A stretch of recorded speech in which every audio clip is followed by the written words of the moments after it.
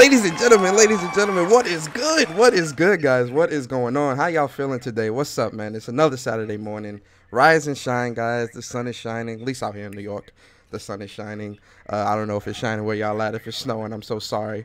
But that's okay, because Persona, the MOG crew, and our special guest, we definitely going to warm up your day. We're gonna make it feel like it's summer, because we got a lot of hot topics for you guys today. And it's going to be cool, man. It's going to be really dope. So, we thank everybody for starting their mornings off right with the MOG Friends podcast. For those that don't know, what is MOG? MOG stands for MOG, for Mind of a Gamer. That's what MOG stands for. And MOG Friends, we're pretty much a chill podcast where we talk about all things gaming and controversial topics that come with it. And we always approach all topics with a fair and unbiased perspective. So sit back, relax, and enjoy the show. So, yes, we do have a special guest, but we're not going to let him introduce himself yet. You feel me? Let's get the panel out the way, because without the panel, MOG would not be what it is. So, let's start with the first and last. I said the first and last, ladies and gentlemen. Lord. Let me say it one more time for y'all to understand. The first and last lady of MOG. Miss Leash, please introduce yourself and let us know the games you're playing throughout the week. You so extra this morning. Normally when when I hop into the chat or whatever, to the Google Hangout, I hear, "Hey guys, it's Persona," but you all up and prepped. Okay, I hear you, boo. All right. Anyway, stuff, feeling good. You be a baby Barry White in the morning. Now you regular Persona. I mean, okay. Listen, Okay. Going to the gym every day. Got your boy hype. You feel me? Oh, my Lord Jesus. Jesus. All right, but it's me, Leash Capiche, the first and last lady of MOG and Friends. Basically, the games I've been playing this week. I started BioShock last night. I suck at that game. It's actually fun though. I'm kind of learning my way around BioShock. Those big daddies are no joke, and you kind of have to beat them before you move on to the next level. I was trying to, skate by them, but it was like the game is like, nah. If you want to continue and be all right, you're gonna have to fight those big daddies. So I'm like, dang, man, goodness. What else? I play Apex. What is it? Legends, whatever the hell that game is called. It's cool.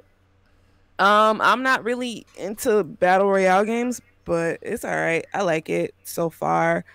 What else have I played? Of course, Dead by Daylight. Of course, it wouldn't be a week without me playing Dead by Daylight. I'm trying to think. What else?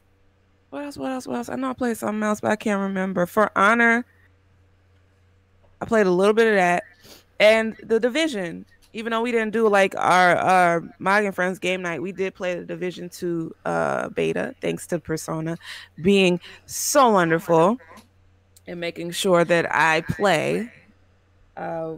Yeah, we played that. It was cool. We kept those Division streets safe, ladies and gentlemen. We really MOG crew did. Came through the 3 ages, the big 3. Sock, General Kirby. And what was your name, Debbie? Zeus? Did you change it? No, it was Hunk. Ooh. Yeah. We came through. We kept the streets super safe. Oh Lord Jesus. But yeah, we played the Division 2 and we had a good time. We were talking in accents and everything. Like like we was in a game. It was fun. We was weren't we getting on each other? Yes, we were. Weren't we roasting each other's characters? Yes, we were. Quality. Just know, guys, when the open beta comes out next week, we will be roasting our characters on stream. It's gonna be lots of fun. Trust me. The jokes are perfect. So. But yeah, it was cool. But yeah, anything other than that I forgot. I just forgot it. It wasn't meant for me to remember. I drink a lot of tequila, guys, so my memory's trash. But yeah, that was it. That was my week. It was pretty cool. Like I played games this week, and I said that I was gonna attempt to play certain games, and I did. So I'm proud of myself. So there we go. Facts. Yo, it's listen, guys. If you're not checking out Leash's channel, check her out, man. Big shout out to Miss Leash, man. Always good to chop it up. Then we got my gods. My guys, my boys in the building. I think we just adopted the name, Debbie. I think it just happened, man. Like, you know, we the mod gods out here, man. Mod gods, and of course mod goddesses, of course. But mod gods in the building. Demi, please, please, please let the wonderful people know the games you've been playing throughout the week, bro. You've been gaming up a lot too, man. You've been on it. Hello, folks. Demi got reviews here. I'm tired, so don't mind me and the lack of dad jokes today. I'm exhausted. But what have I been playing this week? Played some of that Damon X Machina. Whew, that was rough. Graphically, it's rough, but I got the gist of the game. It's pretty cool for what it is, but I don't see myself like really getting into it like that. Crackdown 3, of course. It's not bad. I'm enjoying it for what it is. It could be a lot more better, per se. But more better? Yeah, more better. I'm sorry to laugh. I'm laughing because Sick laughing because I know I Sick laughing. I'm sorry, go ahead, Debbie. How rude of me. I've been playing through God of War 1 or 2. I bought the HD collection on the Vita. Knocking that out real quick. So, fun fact, I never played... Well, I played God of War 1, but I got stuck on the Ares fight on the disc. Like, it will always stop after I beat him, so I never beat it as a kid. So, I just decided to run through that, and it's a pretty good game. Is it still... It's still good? It still holds up? Because I've been saying I want to play, but... It still holds up. It holds up a lot, actually. Okay.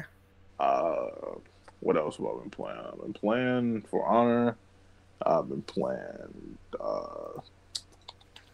Resident Evil, Ori and the Blind Forest, Far Cry New Dawn, and I am not pleased by that game. I'm not pleased at all. Far Cry New Dawn? Yeah. What? What?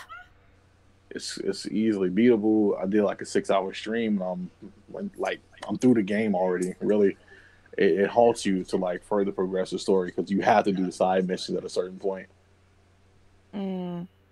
I can't just like go straight through the story.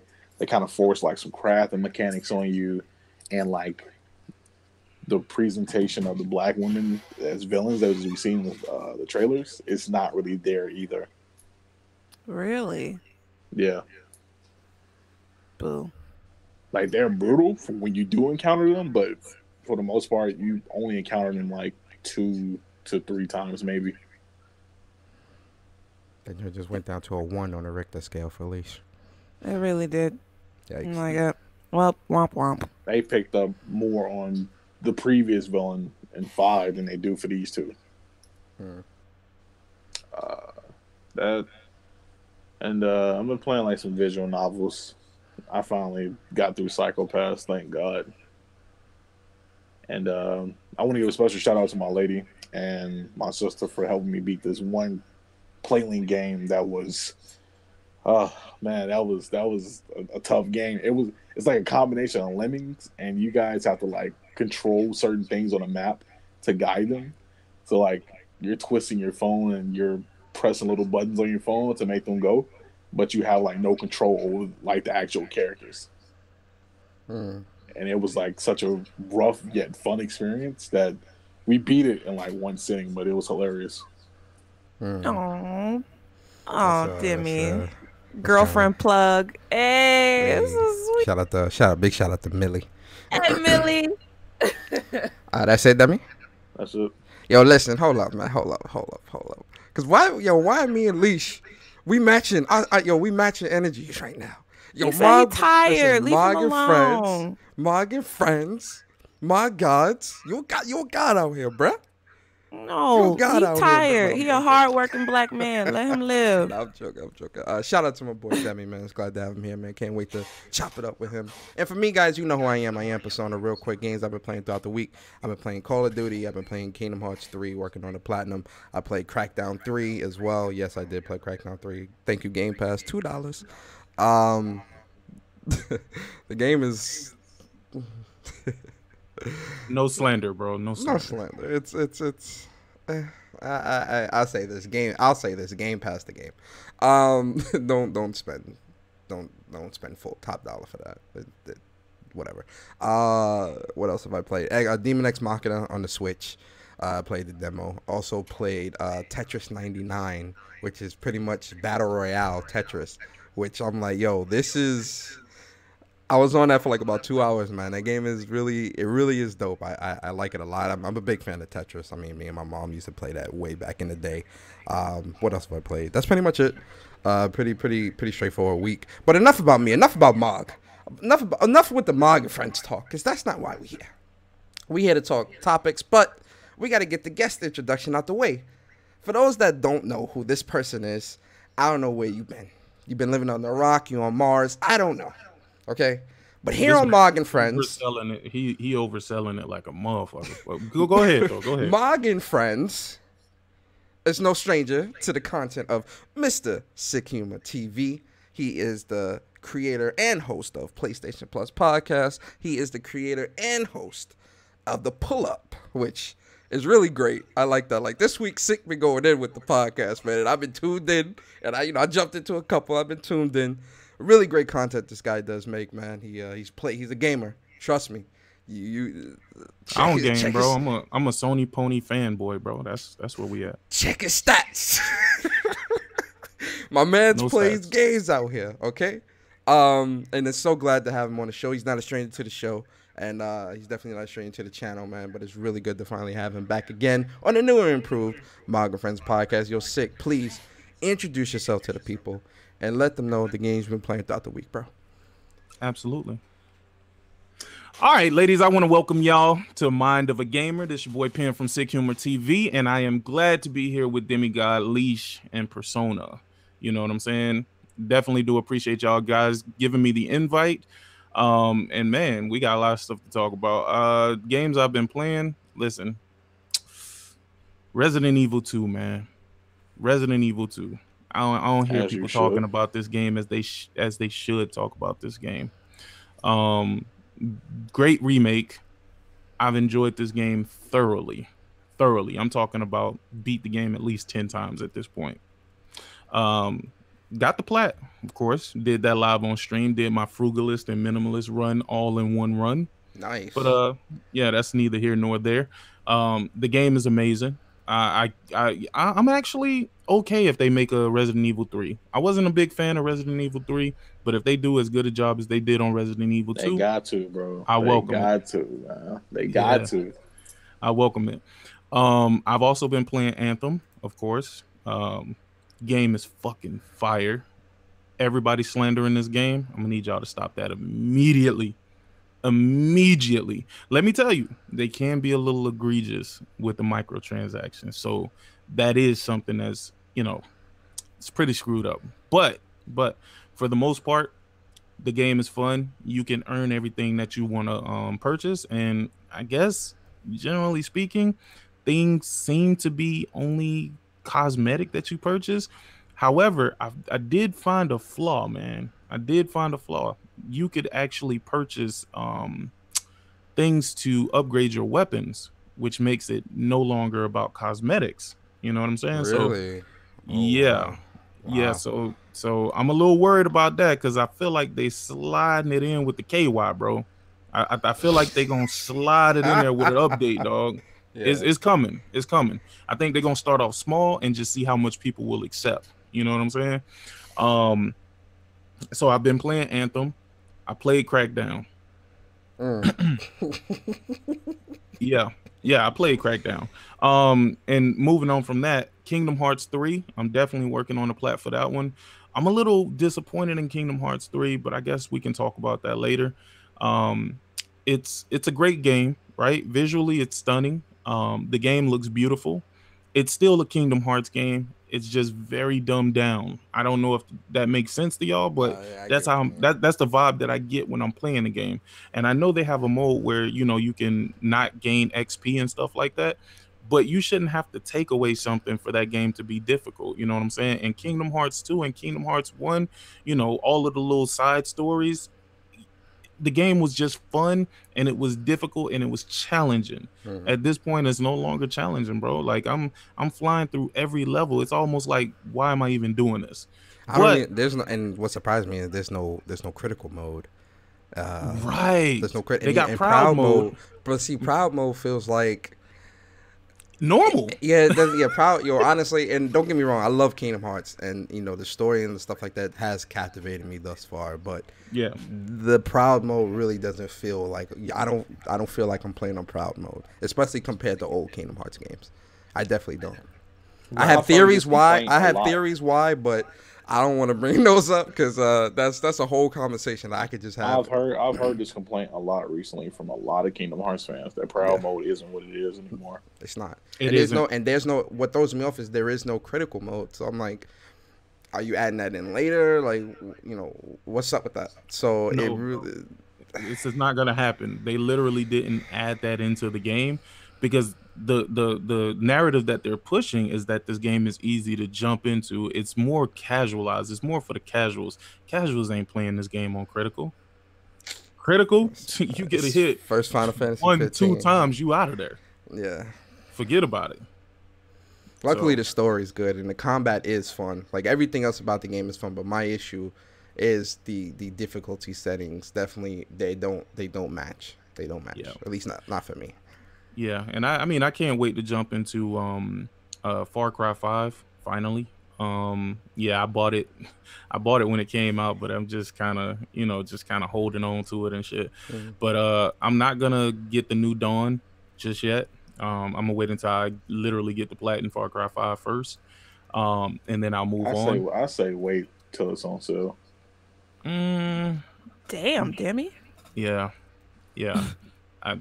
I feel you, bro. I'm a huge Far Cry fan, and I feel like it's a step down from what Far Cry 5 really was.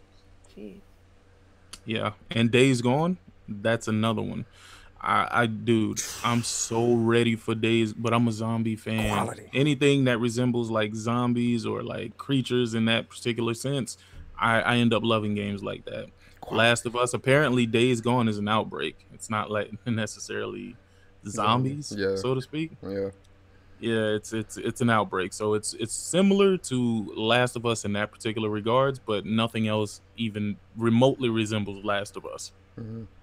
Yeah. I mean, I've said this before. It really looks like the right step in the right direction in terms of how we play these open world zombie games like this. Just off of what I've seen in the gameplay and stuff like that, it looks like they really are trying to be different with how they approach this, because this genre has been done, into the ground like so many times. So how do you make an experience like this so refreshing? Even though they're not zombies, they're freakers. Listen, zombies, okay? Like, it's hordes and all this other stuff. Look, I like the direction that they're going in, all right? The game is on pre-order, so it definitely will be played in stream, so ain't nothing to worry about. Okay. But, yeah, that's all you've been playing? For the most part, yes. Because I'm doing something new this year. I'm not really starting other stuff until I finish what I'm already doing. What I was doing before is I was just kind of jumping around, leaving things unfinished. Not this year. This year, I'm focusing. Because last year, I looked at my platinum accrual and I was disappointed. Terribly disappointed. And it's not just about the platinums. It's just like, I feel like I didn't even really play that many games last year. I mean, it says like 130 or something like that, but still, I don't feel like I feel like I could have did better. Let's just say that. Yeah, it's weird because I think mine was like 140, 145, and I'm like, I played 145 games last year. Like, what? Like, it don't that I definitely understand what you mean with that feeling. Like, it definitely didn't feel like that. I was doing a lot of heavy platinum grinding in the first half of the year, but I fell off in the second half. I was just like, I kind of I take breaks from that stuff. I always take breaks from platinum grinding because it really is a lot. So yeah, I get it. But yo, it's great to have you here, man. Can't wait to jump into the topics with you, bro. Appreciate everybody that's here right now. It's a lot of y'all. Definitely appreciate y'all. Can I sneak a topic in? This wasn't on the outline, but can I sneak this topic in real quick, guys? Am I allowed to do that? Can I do that? Go ahead. Panel? Go ahead. Thank you. At least like, Go oh for it. Lord, what is this? All right, so listen, this is. I just want you guys' thoughts on this because let me show my screen. Because like I seen this floating around, this picture floating around, the clothing. You know the whole clothing thing, right? I know Sick. Demi, you guys know the whole clothing thing or whatever. Yeah. With Yeah. I know with Chloe exactly and what you were about to talk Yeah, about. you already That know. Neil You already know. Druckmann joint with the gay picture with Chloe and Nadine. Yeah. All right, so I seen the picture on my timeline, right?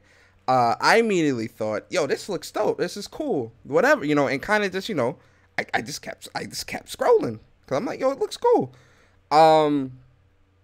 Then maybe like later on in the day, I seen Neil Druckmann. He retweeted it and he said amazing. So I'm like, okay, cool, whatever. It's Valentine's Day, like cool, like that's what's up.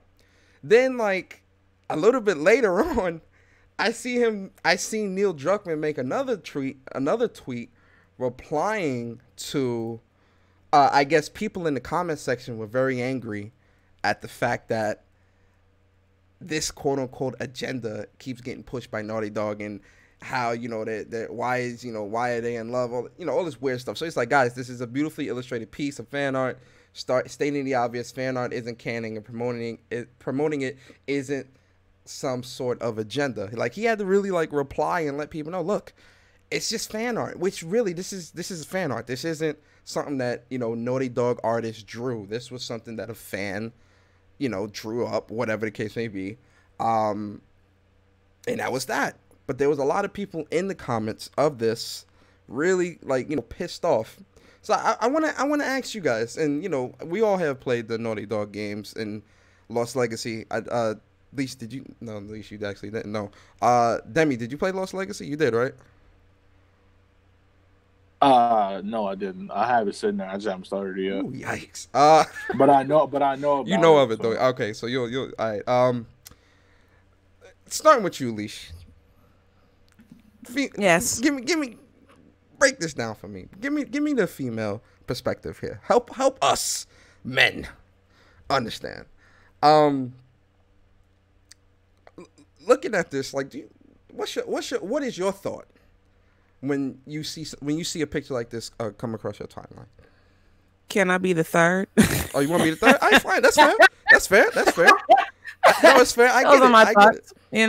Oh, you're saying can you be third in the? Oh, I thought you meant can you go last? No, I thought you meant could you go last? Okay. I was being dirty on the Sabbath. But anyway, when I see pictures like this, I just be like, okay, it's cute, and I keep moving. But y'all know I don't really. I mean, like I like games and stuff, but like as far as like being in the scene and looking at Twitter, people be angry about video games on Twitter. I'm like, I could be angry about other things. I mean, it's cool. It's a cool piece of artwork. Why would people really complain about this? Yeah. Why?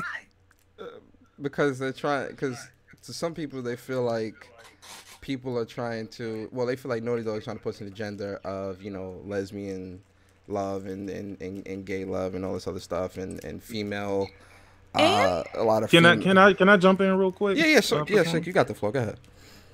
All right. Nah, I didn't mean to cut you off, bro. So I'm gonna let you finish what you were saying. But when you finish, let me know, and I. No. You got the floor. It's cool. It's cool. All right. The reason why I say this, right, and I never understood this. Like, okay, so I walk out the door, right? Mm-hmm. I go to Walmart, whatever, wherever I'm going. I see a gay couple, right? Does that mean that Walmart is pushing a gay agenda by allowing gay couples to come into Walmart? No. Right? Okay. All right. I walk outside. I see a straight couple. They're kissing. Does that mean that somebody's trying to push a heterosexual agenda because two straight people are kissing? No. Okay. All right. But Naughty Dog is pushing agenda by seeing fan art and not being upset, or by promoting the fan art on their page, their page? No. Okay. So basically it's other people pushing their agenda, their political beliefs, and the way they see things on other folks then, right? Mm-hmm. Okay. So it's basically the pot trying to call the kettle black. Pretty much. You want to get mad at Naughty Dog and say they pushing an agenda, but really it's them trying to push their heterosexual agenda, because if it was a picture of Drake and Nadine, nobody would have batted an eye, right? Or Drake and Chloe, because a lot of people did want Drake to be with Chloe rather than Elena. Well, I mean, well, no, I get what you're saying, or. but yeah, no, yeah. I don't think they would have. No. Again, we as gamers fight the wrong fight all the time. The fights that we fight, the shit that we should be fighting against, we never fight against that. But we're gonna fight against fan art, something that's not even a part of the game. Mm-hmm. That's really wild to me, man. That's really wild to me. I to be honest with you, you can't win or lose. I mean, you just gotta bow down, man. You gotta bow down, bro. Either bow down or we're gonna slander your game into non-existence. But you know what's weird about this, Sick? I didn't mean to cut you off. You know what's weird about this? When the whole Bowsette phase was happening, and different artists were making different renditions of Bowsette and all these different things, people were calling for, because people like fan art that I seen about Bowsette was like these crazy like sexy poses and all this like really wild crazy stuff. And a lot of people were calling for Bowsette to be like canon, like they wanted her to be in Smash, they wanted her to and they wanted her incorporated into Nintendo's ecosystem of characters, which again, that's okay. When you look at Overwatch and that whole craze all over the place, I don't the same thing is happening where you got artists and fans of these games creating their vision of what they want, what they see, or what they want, or what they like. You can't tell an artist. It's just like with video games. You can't tell a creator how they should create. You just have to let them create, and if you like it, you like it. If you don't, you don't. It happens all the time, though, Persona. All the time, non-creative people are telling creative people how to create. That's not fair. That's not right. That's not fair. Let them create. Life ain't fair, bro. No, it ain't. But it was weird. Like when I seen this, I really wasn't bothered by it. Like it really was just like, okay, whatever. Like, cool. I didn't think it was gonna blow up into this. You feel me? Where man's gotta explain, look, this ain't no agenda, it's just some art. People have been saying it's an agenda for forever though. Ever since that whole E3 thing with Ellie, everybody's been saying it's an agenda, or that Naughty Dog's pushing this agenda. It's just people I don't know. It's weird to see everybody says it's agenda when they're not. If you aren't being threatened by it, or you don't feel like your sexuality is conforming to be gay, why does this bother you? And that's what I'm of the belief of, right? Like I sit here and I see all of this and I have to wonder myself, I'm a heterosexual male, you know what I'm saying? I have 3 kids, have a beautiful wife, and I see this all the time. Just because I see a scene with 2 gay women kissing, or even if it was 2 gay dudes, at the end of the day, I'm not going to just automatically be gay at that point. So I really don't understand why for some people it touches their egos. Like you got to ask yourself the question, are you secretly gay? And you feel like this is just putting things on. No, I mean, and I'm not trying to be funny when I say it. I'm being honest. Like, why does this bother you so much? And I'm a firm believer of, I love lesbian porn, dog. Like, dog, if you check my we get it. Check this out. If you would have checked my browsing history years ago, dog, like I love fucking lesbian porn. So lesbian porn was all in my shit, dog. I'm gonna be honest with you. Oh, but again, like this shit doesn't bother me, bro. Like if Nadine turns out to be good, maybe it'll be a good fucking game storyline, bro. But of course, some people think that that'll kill the game for them because eventually they're gonna be gay because they're seeing 2 women kiss. I don't know. I don't know how that goes. Well, it goes back to the issues of the whole stuff with people are mad that Ellie is the main character instead of Joel, and listen, man, I don't understand it, and maybe that's a good thing that goes into not to cut you off, but that goes into a deeper hole where they want to play a game where they can understand where they come from apparently, and it has to be like a guy. I don't get it. I don't get it, bro. I don't understand it. I don't see an issue playing with Ellie. I'm hyped. I mean, Last of Us 2 getting bought day one, like that's nothing. But you know, it's something that we've seen time and time again. That I have no issue talking about time and time again, because again, it points out, you know, the views and flaws within our community, which is very important that we need to speak on. You know, there's issues we need to speak on. It's messed up. Am I right or wrong, guys? Am I right or wrong? Yeah, it's you're right. We gotta speak on it. Sorry, guys, that was my fault. I mean, you still talking. Hey, I just want to point out that why not Chloe, Nadine look like she about to be a starting linebacker or something, bro. She brolic in that picture. Yo, real talk, she do look like she be punching bricks for like she kind of brolic out there. Like she 10-0 in MMA or something, bro. Like she out here just solid, bro. Yo, she had that physique since Uncharted 4, dog. And I was always looking like, damn, why you make her overly masculine? You know what I'm saying? But it is what it is. I guess at the end of the day, you know, that's what they saw fit for their vision. And I ain't gonna lie, she whooped Drake ass, my nigga. Definitely did. She did caught two, them hands. 2-on-1, bro. She beat him twice in the mansion, and she beat his ass in the jungle with his brother. Like, Lord. He caught them hands and feet, bro.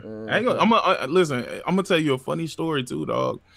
That shit, dog, the stuff that people be saying, like they'll whoop every girl ass and shit like that, bro. I done seen some girls whoop the brakes off of niggas, dog, and that shit, that's why that shit is funny as shit to me when people be like, no, I'm a man, I would have fucking beat her ass. Like, yeah, okay, all right, keep thinking. Y'all seen that chick? This is a little off topic, bro. It's a 15-year-old girl, dog. This bitch is bench pressing 350, my nigga. Show me one of y'all niggas that's benching 350 right now. Any one of y'all. Go ahead. Man. Yeah, exactly. Exactly, dog. Let's move on, man. It's crazy. All right, so now sorry guys for the impromptu topic. Like I said, that was just a kind of fly by night thing. I seen it and I was like, yeah, I want to talk. I remember, Demi, I was just here trying to remember what it was that I was scrolling through Twitter. And I was like, oh yeah, that's what it was. So yeah, sorry guys. Now back to the regularly scheduled programming. So, Nintendo Direct was this week. There was a lot of announcements that actually surprised even me. I was really surprised. Lise, did you see it? I did not, actually. Okay. You know. But I heard that. Only thing I really heard that people kept sending me was that Dead by Daylight is going to be on Switch, and I was like, oh, okay. That game about to run like cheeks. I know. I was like, oh, really? Why would they do that? They need to fix their servers first before they think about putting Dead by Daylight on the Switch. No, you didn't hear me. Cheeks. Yeah, it's gonna be complete and total ass. Demi, you gotta hit him with the shit. Yo, first of all, Dead by Daylight on console already is it's terrible. It's iffy. It's iffy already. Yeah. It's a problem. Like, you should feel disrespected. I already said it's amazing. Trash. It's ninth generation greatness, bro. Stop it. Yo, chill, sick. All right, well, if you hear something, well, I'm pretty sure you're familiar with some of the games that they showed, Leash. So if you hear something as we're talking, you want to talk about it, definitely chime in. Demi, you seen it, or you were following the games that were announced. Give me your thoughts. Man. Astral Chain is a day one. Facts. Without a doubt. I'm really interested in this Oninaki. Listen. I'm really let me show that trailer. Let me show that trailer while you talk. Go ahead and speak, bro. My fault. The trailer was a little boring, but I got the concept and I was like, I'm interested. You're dead, but you're protecting the realm between life and death. So the spirits can't get through, and it's an action RPG. It's interesting to see like what they're doing with that concept.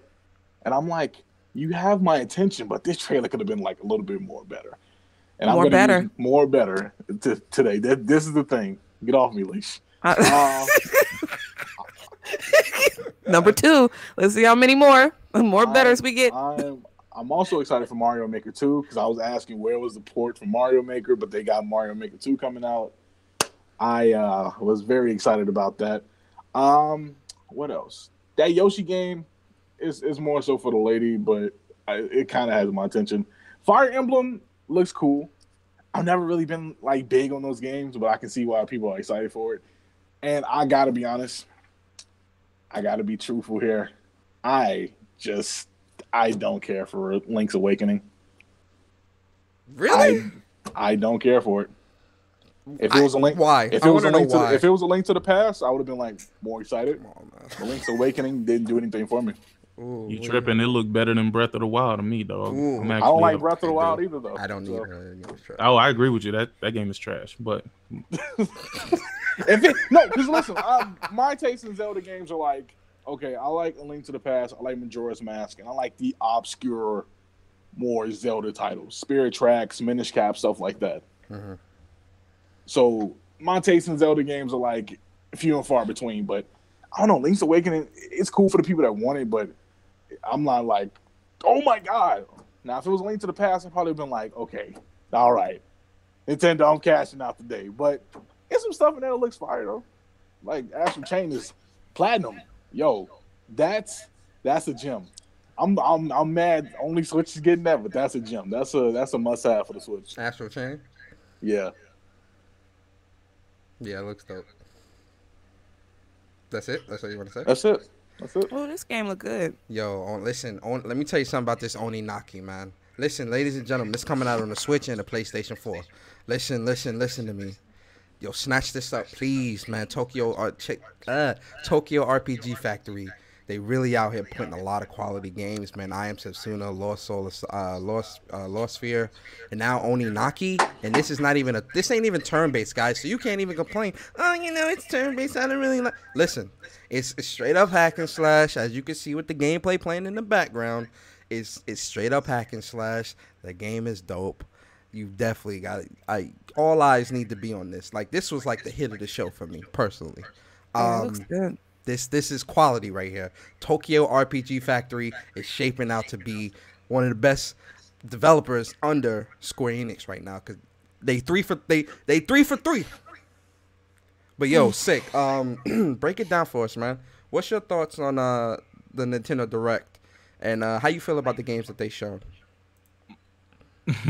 Oh god, I don't think I'm the right person to speak on this, dog. Like, yo, I would probably rather one of y'all speak on it. No N-word. A lot of the stuff I didn't really see. I didn't really like it there. I like the Astral Chain. I wasn't really interested in the Daemon Machina because, man, that thing looked like it was running like trash. Tetris 99, I think that's a nice idea. The only reason why, I mean, you got like this battle royale style where, you got 99 people online and they all fucking with you while you playing Tetris. I think that's a really dope concept, really dope idea. The Link's Awakening, I thought that was really dope. Mario Maker 2, I'm still not sure how they selling people a Mario Maker 2, right? Like, I know Mario Maker 1 was in high demand, but what is Mario Maker 1 doing different, or Mario Maker 2 doing different from Mario Maker 1? Did they add more assets? Like, how is that going to work? Didn't really care about the Toad game. There was another game. I think it was. Yeah. Didn't really care about that. They did have a lot of JRPGs that I was looking at. I was like, wow, okay, they doing their thing. Overall, though, I really wasn't too impressed with it. But then again, I don't really think the Nintendo Direct was for me. It was more so for people who purchased a Switch, and that's like almost their main platform. You know what I'm saying? So, but if anything, I'll probably give it like a 5 out of 10 for me, because it just really wasn't exciting. If I didn't own a Switch, that Nintendo Direct didn't make me say, oh man, I gotta go out and get me a Switch now. Like, I didn't have that feeling. Damn, really? Oh, no, man. Not at all. I respect it.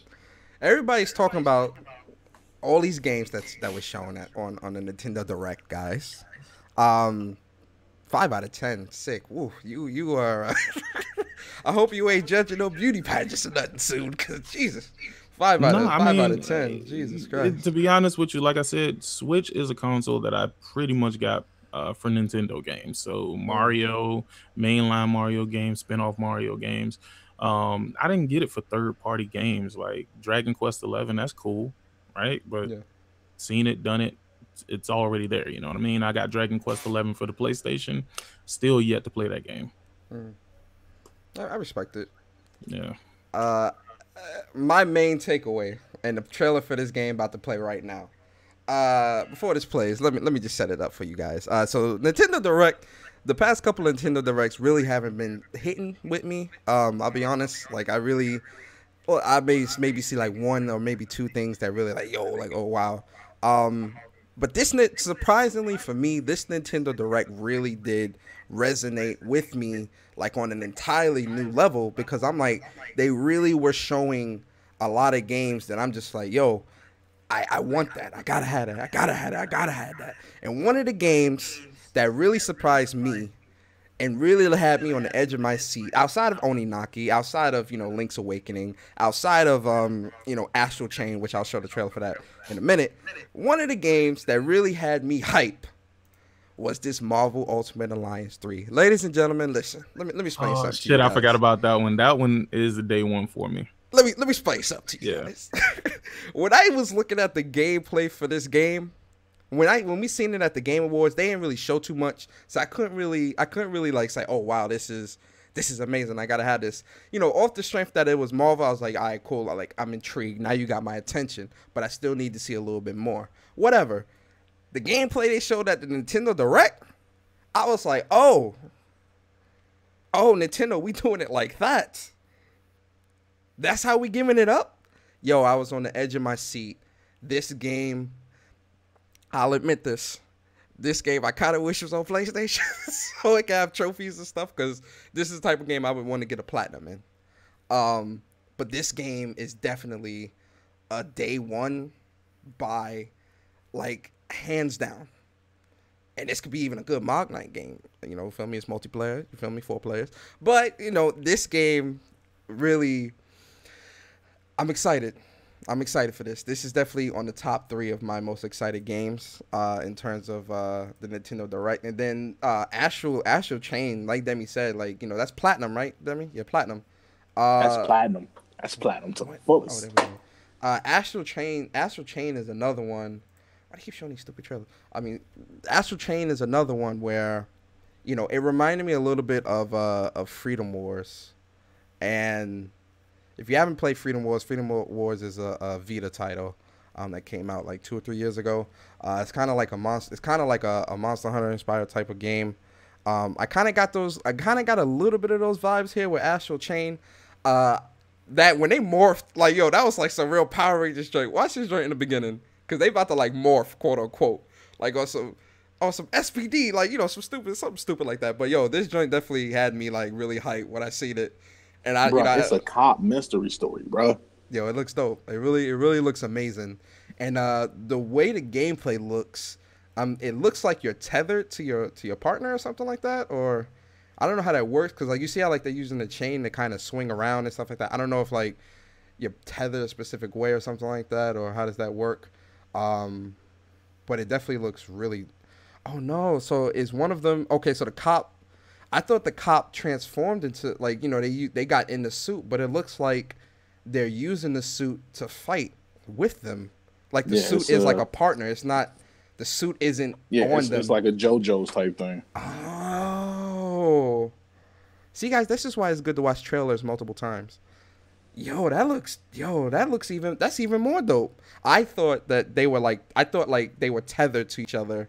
And like, that's kind of thus the Astral Chain. They be feeling better. That's what's up. What, you had a coffee? But yo, Astral Chain is another game, guys. Please pay attention to this game. This game really looks really, really good. This is Switch exclusive too, right? Yo, that was another surprise, man. Nintendo, there was a lot of third-party exclusives coming. A lot of third-party exclusives coming to the Switch. They almost had me with that Oninaki, man. That Oninaki fire, bro. That Oninaki fire. If they did come out with a tweet that said this is gonna be on PlayStation, also, I would have been like, ooh. Listen, if it was on PlayStation, that joint definitely would have. I came from, man. I would have definitely got that on the PlayStation. But guys, Nintendo Direct was great. For me, score-wise, I'll give it an 8 out of 10. It was really good. Demi, did you give a score? About a 7. Wait, no, I only do 10s. About a 3 out of 5. 3 out of 5. Okay. Leash, just based off the trailers that you saw, and the stuff that you know that's coming out for the Switch, what kind of score would you give it? Out of 10. Out of 5, out of 10, however you want to scale it. I'll give it like a solid 7. Can't go wrong with a 7. Okay, that's what's up. You just gave it a 7 for Dead by Daylight. Yikes! You know what? I hope not. The game could be more better, but more better. I don't know. I don't understand why they putting it on the Switch. I don't get it, but oh well. I'll be playing it, but I don't understand it. I don't think nobody playing on the Switch, man. I'm gonna keep it a buck. Listen, I gotta make sure that Genesis gets in on the action. My daughter.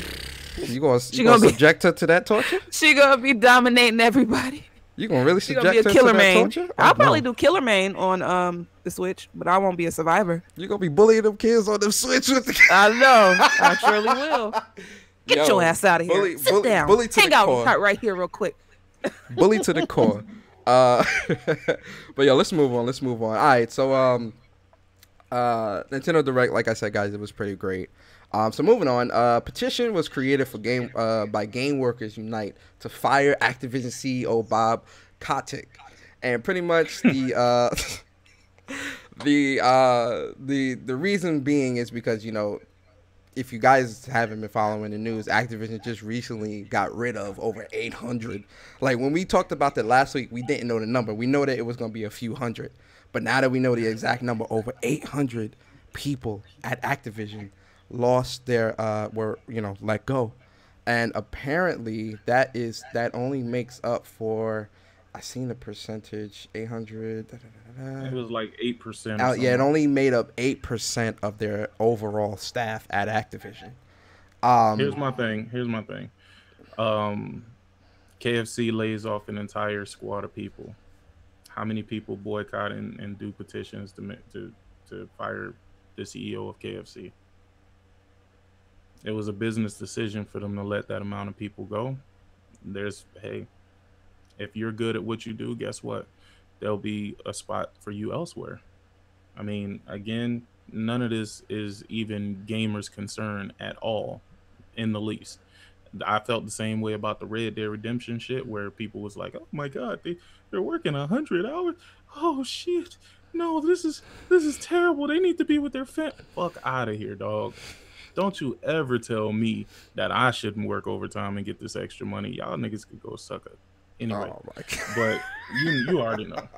Again, I think this is gamers again worrying about shit that they shouldn't have, and I blame the media outlets. Can we have a real conversation about this right now? Like, I don't want to take up too much time because I know y'all got other things on the docket, but can we have a real conversation about this? Do y'all believe in cause and effect when it comes to this stuff happening? Do y'all believe that there's a cause and effect for everything that happens? Because I feel like there's a reaction and an opposite reaction.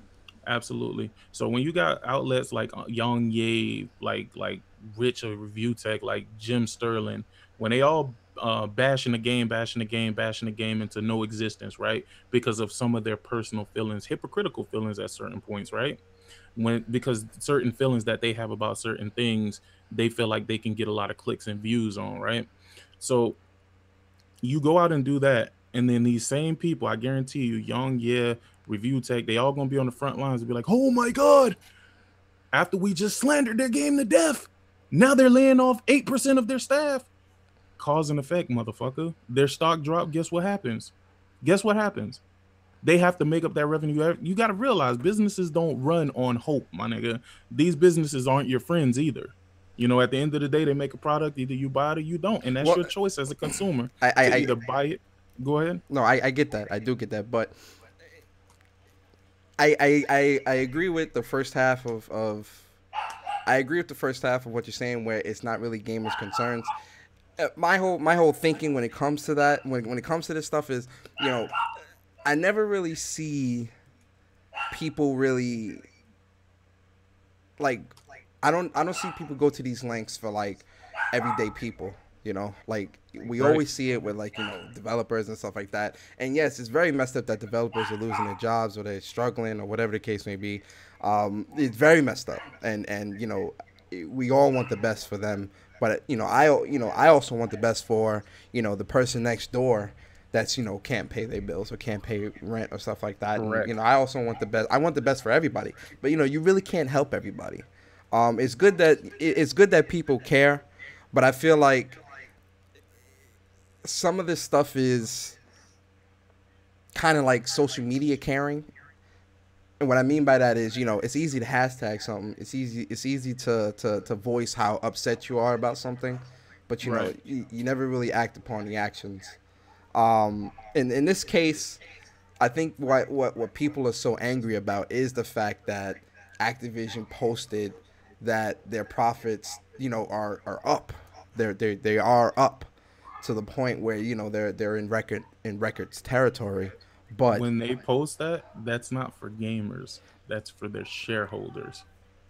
You're right. It is. But I think gamers are looking at that. Again, we go to the realm of where people are caring about things that they should not care about. When they made that announcement, that announcement wasn't, hey, consumers, look at how much money we got from you. No, it never was that. It was, hey, shareholders, you made a good investment. I want to convince you to stay because I want to keep utilizing your money to push my business forward.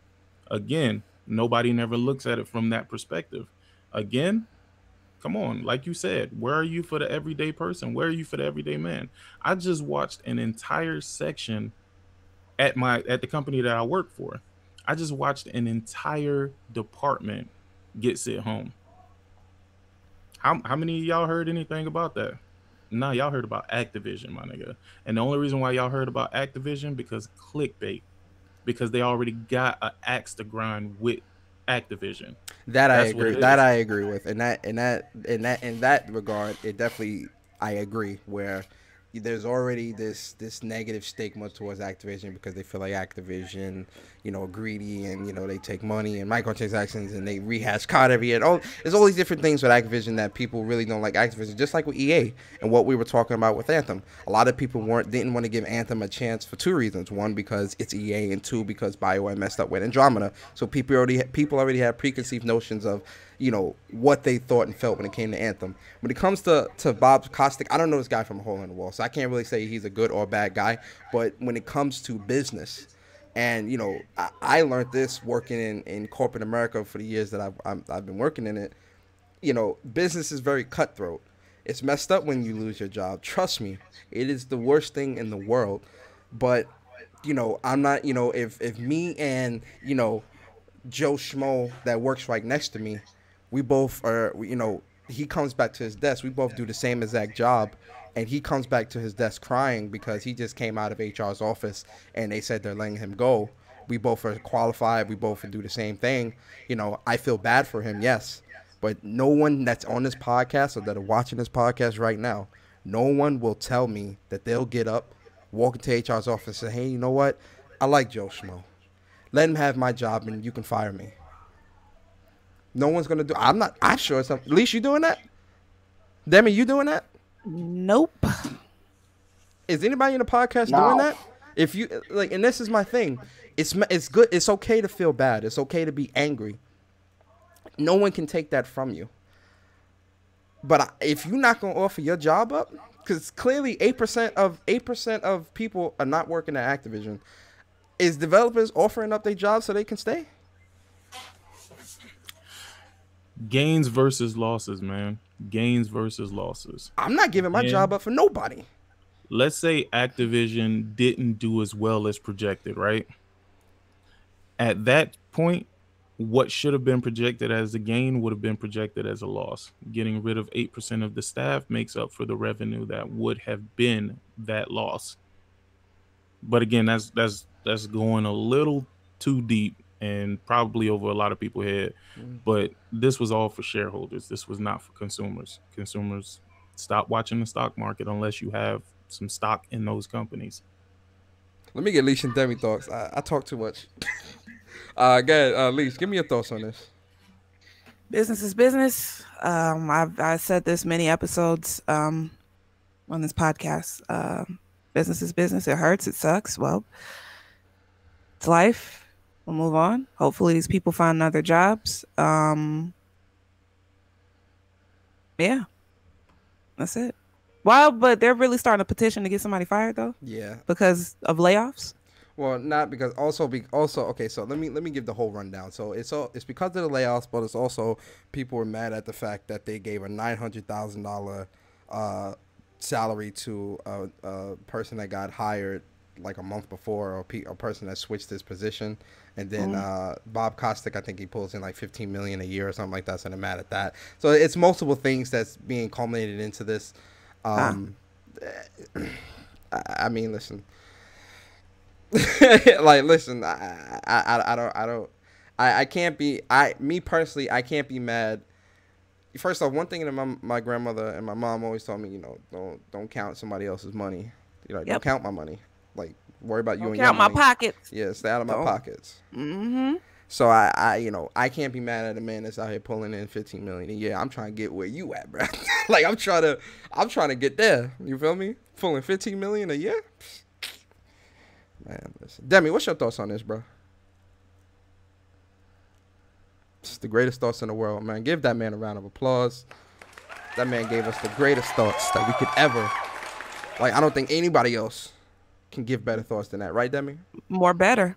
Nobody could give us more better thoughts. Right, Leash? Y'all going.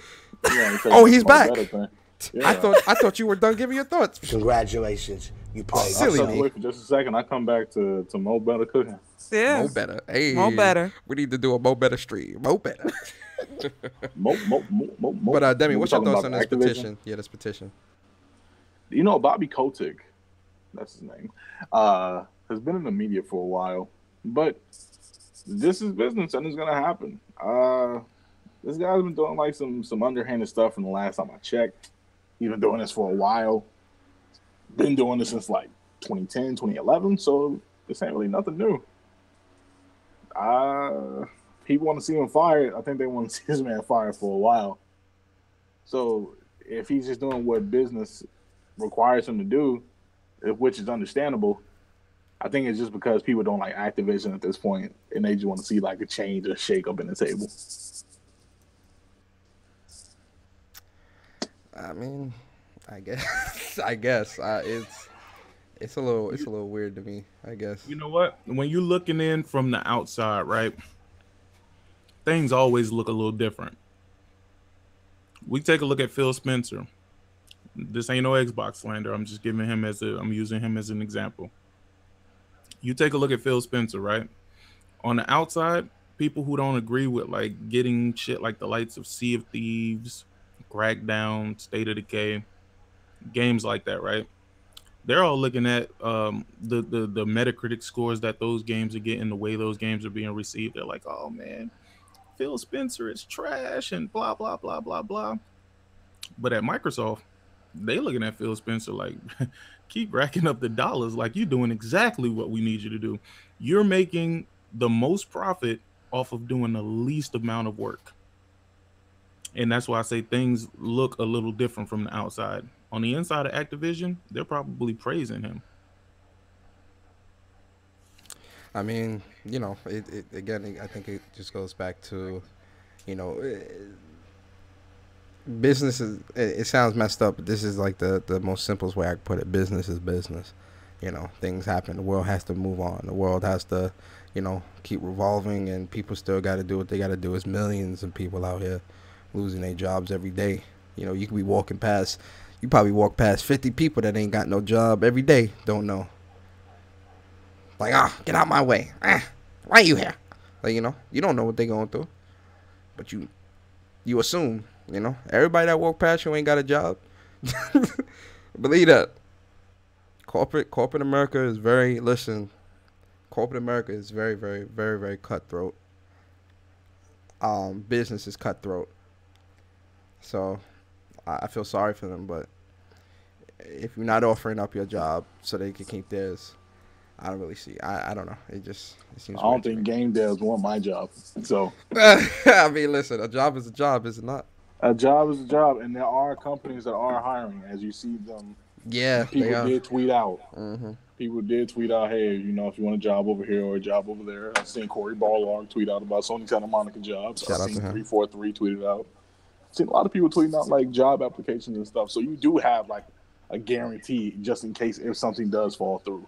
Mm-hmm. Especially if you have years of being a developer or an artist or a soundtrack manager or something of that nature. Mm-hmm. Let's move on. We've had enough of that. Enough of talk of that. Enough. Shout out to Vic.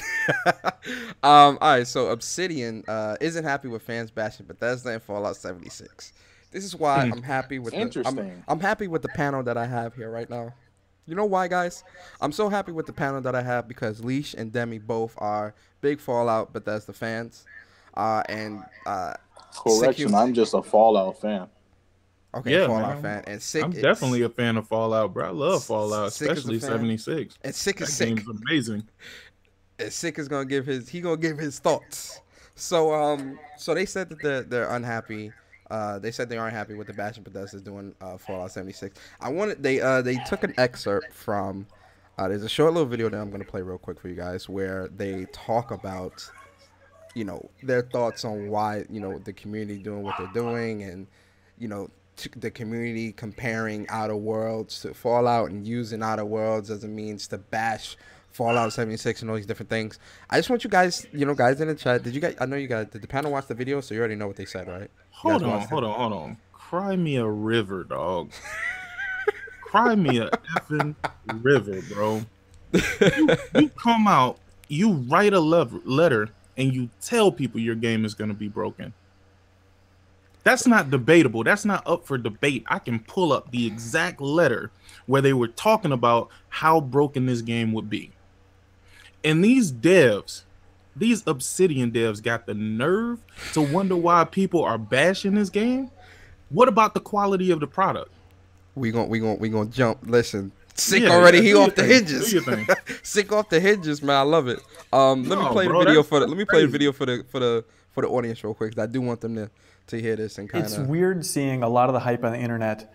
I can only imagine how weird it is for you guys with people using the hype from this game and seeing it as like, yeah, the existence of this game is an FU to a certain other game company and maybe the recent releases. What do you guys think of that angle? I remember telling a friend of mine it's disheartening when your game is used to tear down another game. When people aren't excited because your game is going to exist, they're excited because your game is going to show up. I'm on mobile, so I can't even see. It's like that's not what we're making. Oh no, I'm letting them. My fault. I'm letting the video play, so they hear it. So they hear it. Yeah, my fault. That was I don't not think our we can hear intent it at all. And the other thing is that we have been working on this game for a while, so people might think that there was some. You don't hear anything, seriously? It's probably because it's muted, because I think everybody else can hear it. Yo, guys in the chat, let me know if you guys hear it. Do you guys hear it? No. I'm on your video on a different page, and I can't hear it. Infamous said that they hear it. I don't know. They said they hear it. Really? Yeah, I don't know. Some kind of strategy that we were developing or employing that was not the case at all. As we said before, making games is very hard. No one sets out to make a bad game. People spend years of their lives in very difficult circumstances, having to put everything they have into games and then have those games come out and not do well is a crushing experience. You know, we had our own company went out of business. The fact that, you know, people think we're trying to say something about another company's or another people's games, another company's games that people have put their heart and soul into is not something that we're really, you know, happy about. We don't really want to foster that kind of thing. You know, we're really proud of what we're doing, and we're really happy to be able to make this game, and we hope people enjoy it for what it is. The world's big enough for a bunch of different kind of games. Yeah. All right. Listen, man. Listen, guys. I get what he's saying, when the guy says that, you know, to put your heart and soul into a game and for the game to come out and not be perceived well or not do or whatever, that can be a crushing experience. I agree, and that goes with anything, you know, making videos, streaming, whatever, you know, any type of creative content that you try to put out, and you know you're not getting the support that you anticipated you would get for a game or something like that. It is crushing. Trust me. Like, you know, doing a podcast, streaming, stuff like that. You know, you have to understand that everyone has to start somewhere. So I understand that. I understand what he's saying with that. What I don't agree with is, and I get that, you know, you don't really want to badmouth another developer studio, especially in the middle of an interview. So I get why he kind of danced around this. But I'm going to speak from the gamer's perspective, or my perspective. I don't speak for everybody. I only speak for myself. So I'm going to speak for myself when I looked at Fallout 76 and when I look at the track record of Bethesda. Bethesda, like Sick said, Bethesda, and we talked about this on the podcast a couple months ago. Bethesda put out a letter, and in the letter, they spoke on quote unquote spectacular bugs. Leash, Demi, am I wrong here? Stop me when I'm wrong. Yes, they said spectacular. Yes, it was spectacular and catastrophic bugs. Now, when you put out things like this, as a consumer, I'm looking at this as, I'm not doing your job. I'm not a developer. I don't write code. I'm here to play your creation. I'm not here to fix your creation. That's your job. I'm just here to enjoy it. I'm the end user. So when you put letters like that out, preparing your consumers to say, hey, look, guys, we've been developing this game. It's gonna come out broken, but we need your help to fix. No. Now, you know, in an open world game, if there's a little bug here or there, whatever. But in Bethesda's case, it's not just one or two little bugs, as we've seen from previous games before. It's not just one or two bugs. So when Bethesda puts out Fallout 76, and it's the mess that it is,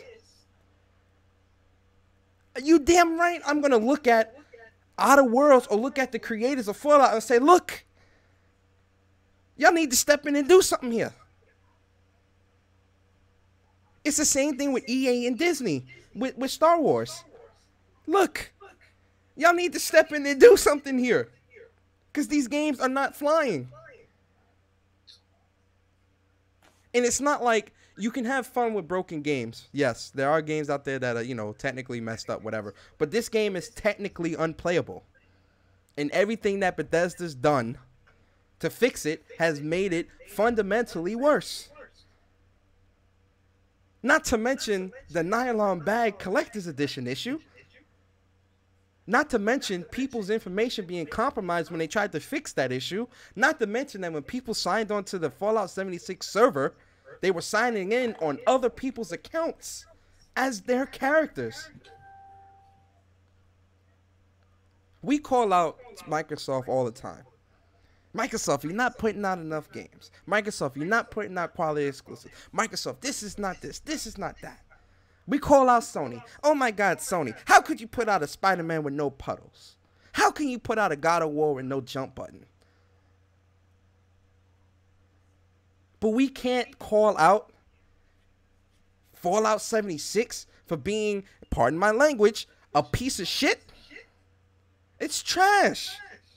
Man, the curse counter is off the meter. Man, listen, we're gonna have a whole bunch of beeps. It's trash. Like it's and this is the thing, guys. And this is my issue. You can love a company, you can love a development studio, you can love a game and still critique it. People are scared to critique things they love.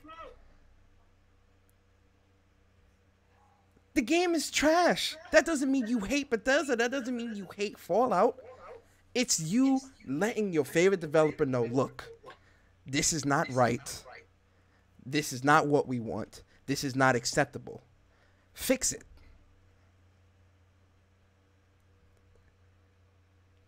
I don't get it. Everyone else, it's like I'm the only one that sees it and nobody else does. Does nobody else see the issues with Bethesda's games? Am I the only one that's seeing this shit? Least, do you see it? That to the top of the mountain, bro. Demi, sick. Do you guys see the issues with Fallout 76?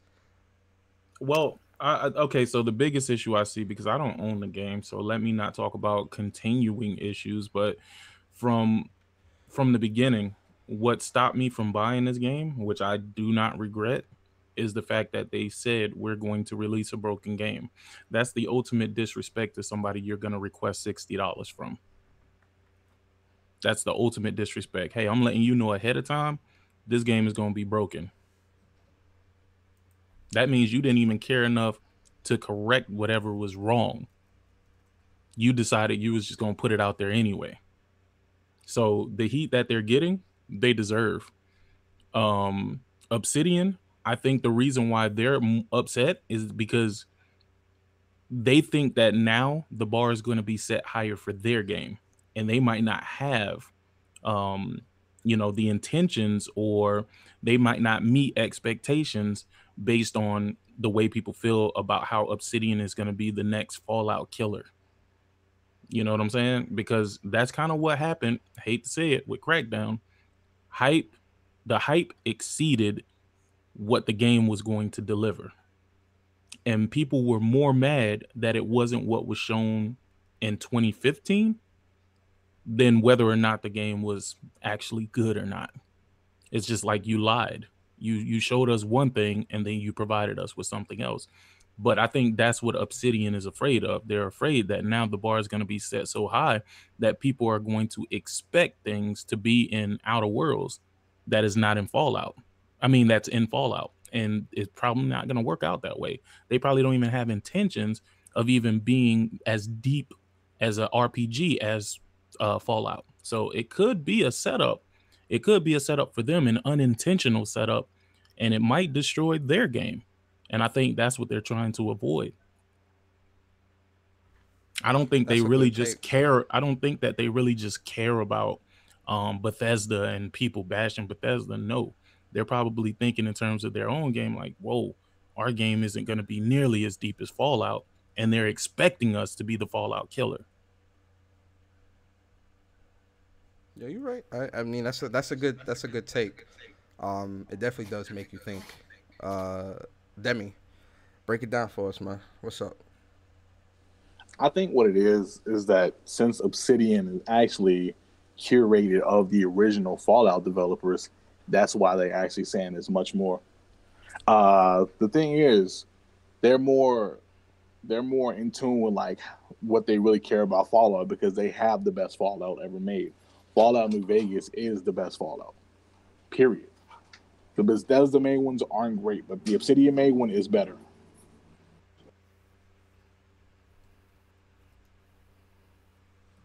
Oh, that's it? No, I wasn't finished. Sorry, decline a call. My bad. Sorry. But Obsidian has the best Fallout made game. So they mainly care about the image of Fallout themselves, and they hate to see where Fallout is going. This is why you see them, if you remember from the, what was it, VGAs or E3, when they showed Outer Worlds, they said from the original creators of Fallout, I think they just care about Fallout more so than they actually do Bethesda. And with Outer Worlds coming out, I think now that the bar is set on them to be better than Fallout, and a lot of people are putting that bar on them because of what they did with Fallout New Vegas, they're like, okay, maybe we could, maybe we can't. It's possible, like Sick said, but I think they're just saying this so take a little pressure off them, because they could have a stellar RPG in the works, but I think they still just want to do Fallout also. So, because they do consist of the original creators and original developers of the first Fallouts. Fallout 1 and 2, Brotherhood of Steel. And I think they're disappointed with Fallout 76 could be, because me, even as a Fallout fan and a Fallout lore reader and stuff like that, I was disappointed. So I think with the original creators, they're disappointed also what Fallout 76 was and how far it gotten to be this terrible. I mean, Yeah. Leash, what's your thoughts? Yeah, I'm a Bethesda fan, so broken games or not, I didn't buy Fallout 76 for obvious reasons, because I refuse to buy broken games. It's just not my MO. But yeah, I don't know, like Obsidian, I mean, I thought it was sweet that they're sticking up for Bethesda, you know, whatever, developer love, but at the end of the day, like, it is what it is. They do, and we've stated before, like Bethesda does treat their Fallout titles a little bit different than they do, because they'll never fly in Elder Scrolls. They can't put out a broken Elder Scrolls. Do you not understand the amount of hate mail that they would receive? But I mean, I don't know, man. It's just, yeah, I'm at a loss on this topic, honestly. I'm not even gonna lie. But I mean, I really appreciate Obsidian for sticking up for him, but Bethesda just needs to step it up. Yeah, they need to get out that trash engine. Yeah. That's one. What's it called? Gringo? Gringo. Wow. Gamebryo. Gamebryo. Okay. I'm asking because I didn't know. More better. The sub studios like Tango, Cyber Games, or Machine Games, and the other one. The ones that's doing Doom, the ones that did Evil Within, the ones that did Dishonored, stuff like that, are putting out like better content, and that's what gets a little scary sometimes.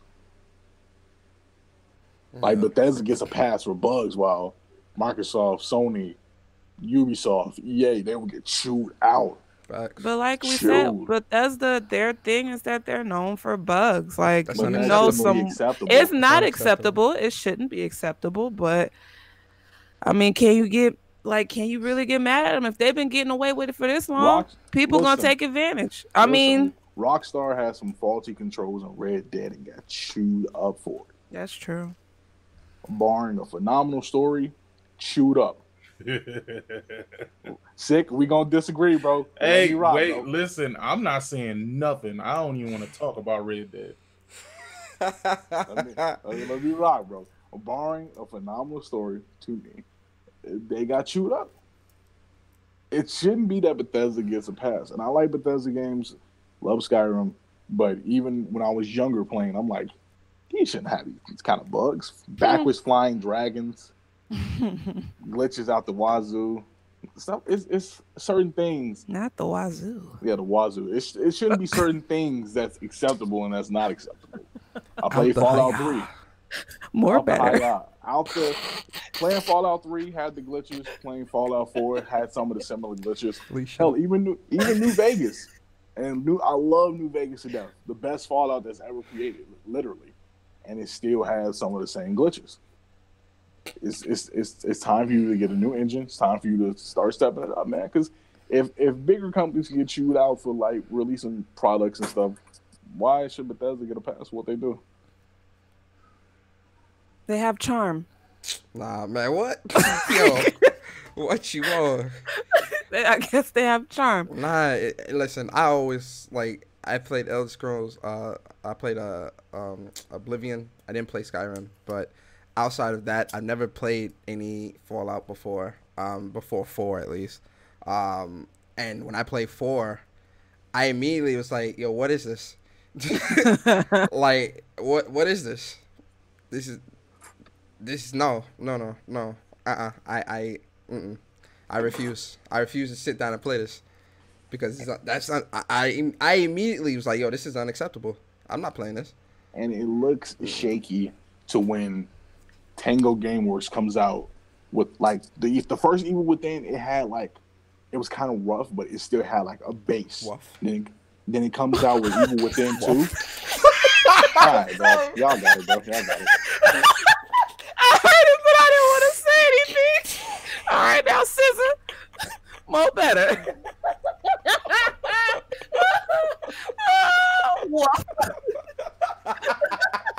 I'm sorry. Let me be myself, man. Man said what? Go ahead, Debbie. Squirt, nigga. Anyway, before I was interrupted, actual gamer talking here. Even within had a rough base, but still had something to go upon. Even within too, polished up what was done and it got better. Same with Doom. Same with Wolfenstein. It's a little shaky to what they have at first, but then they gradually improve with the sequels. And yet I haven't really seen that from the other games that was like being done with like the main forefront of Bethesda. And that's what gets a little scary sometimes. Even Rage 2 looks like a real, like I was looking at gameplay of Rage 1. Rage 2 looks like a huge step up. Okay. I thought somebody was gonna reply to that. No, Rage 2 looks like a mashup of games now. It's good, but it looks like a mashup of games. It looks like Bulletstorm, like they took some things from Bulletstorm, Doom, Wolfenstein, and just mashed it into one. Yeah, exactly. It's a love child, but it looks good. It looks amazing. Yeah, not good, amazing. It looks really good. And you know what's crazy? Far Cry is kind of trying to do that same thing. New Dawn is trying to do that same exact thing, but it fell really short. Really short. And so seeing what like the capabilities of like with Bethesda sub studios in comparison to Bethesda's main forefront, you gotta ask what's really going on there. Because there's no way one of the best horror titles this gen is outdoing like some of your main like games that's come out so far.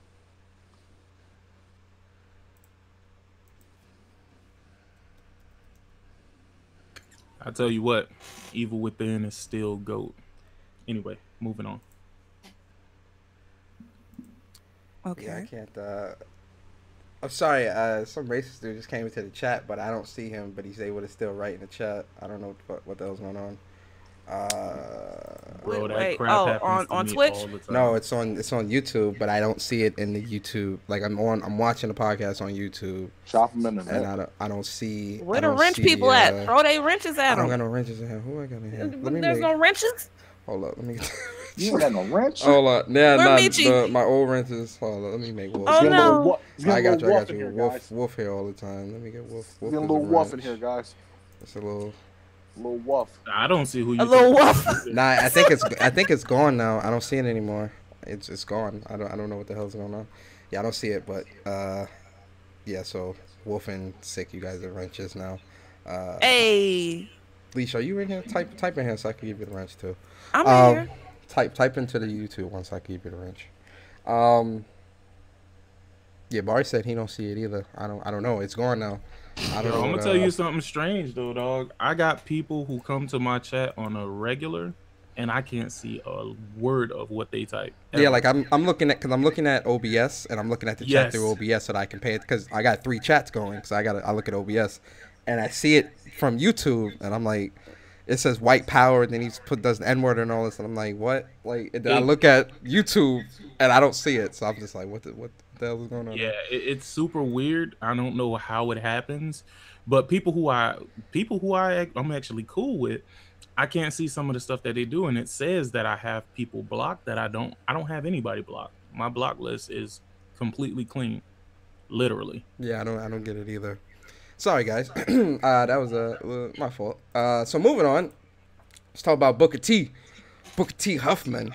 Huffman. I didn't know his name was Huffman. I ain't gonna lie. So pretty much, Booker T is suing actors. Yo, a lot of these celebrities been suing these game developers. Yo, like this is, whoa. All right. So Booker T, famous wrestler, he's suing Activision for allegedly putting his alter ego in Black Ops 4. So the alter ego that they're talking about is an alter ego from an old comic book run, G.I. Bro, and the Dragon of Death from the 1990s.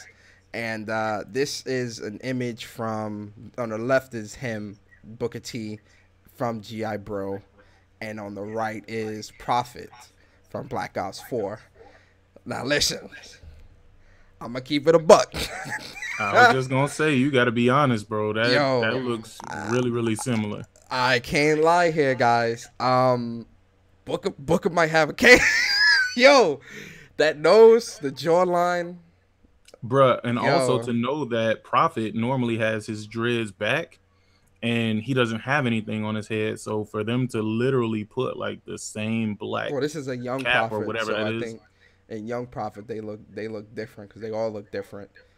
Even Nomad, all of them look different. Yeah, but the dreads is still like the same length. Yeah, this. Whew. Starting with you, Leash. What's your thoughts on this? Does Booker T have a case here? Booker T is probably in debt and he needs some money. When I read this, I was like, what is this, a fluff piece? Are you sending us fluff pieces again like you did the last time? Oh, no, I'm not. this Yo, wait, why did you say that so fast? Like, what? This ain't a fluff piece. This ain't a fluff piece. You sending us another fluff piece? Like, you sending us fluff pieces again, okay? No, this ain't no fluff piece. This is real. Remember you sent us that, what was it? Right, stupid. You sent us fluff pieces. What did you send us the last time where it was like Xbox are the better players or whatever? Yeah. I was like, what? So I read this. I'm like, here he goes again, being a troll. Nah, there we go. What you mean? Yes, you are. It caught my attention, and I was like, yo, this would be dope to kind of talk about on the podcast. Oh my Lord Jesus! I mean, it kind of looks like him, but oh well. Yo, even the stance kind of it looks exactly like him. It looks like him, yeah. It do. Demi, what's your thoughts? It looks exactly like him, bro. If this goes through, Booker actually has a winning case, as in comparison to others like Lindsay Lohan trying to sue Rockstar for that model image that she thought was her when we knew it was Kate Upton. Certain cases you can see like the real similarities, and let's be real, you see it in this. You really see it, but in others you don't. So I don't know, man. I don't think Booker T's in debt because he has like a steady paying thing in the gig. He gets paid for what he does, but I guess I don't know. It's kind of late to be doing this too. Right? How long has Call of Duty been out for like 5 months, maybe 4-5 months. Oh yeah, this lawsuit could have been on the table for a while though. It could have been just coming to the light right now. That is true. Now, in regards to this, here's the thing, man. I'm all about ownership. You know what I'm saying? So I felt the same way about the Fortnite people with the Fortnite dances. Pay them people. Those dances wouldn't be in them games if them people didn't create those dances. Even with Carlton, you know, he didn't create the dance, but he's the one that popularized it and made it something that we even recognize today. Because when you look at that dance, all you think about is Fresh Prince. I don't think about the white woman that was in this old movie a long time ago. I can't even tell you that shit existed if he had never said it. However, whether he's right or wrong, the similarities are so similar that he may win by default just because it's so similar. Let's say Activision never really intended for it to look like Booker T at all, because Prophet had dreads even, you know, before that particular stance. So, I mean, you know, but that looks really, really similar, bro. Like, it looks too similar, actually. I'm looking at the bone structure, like the way the face is drawn, and the nose. When I seen the nose and the jawline structure, I was like, oh yeah, this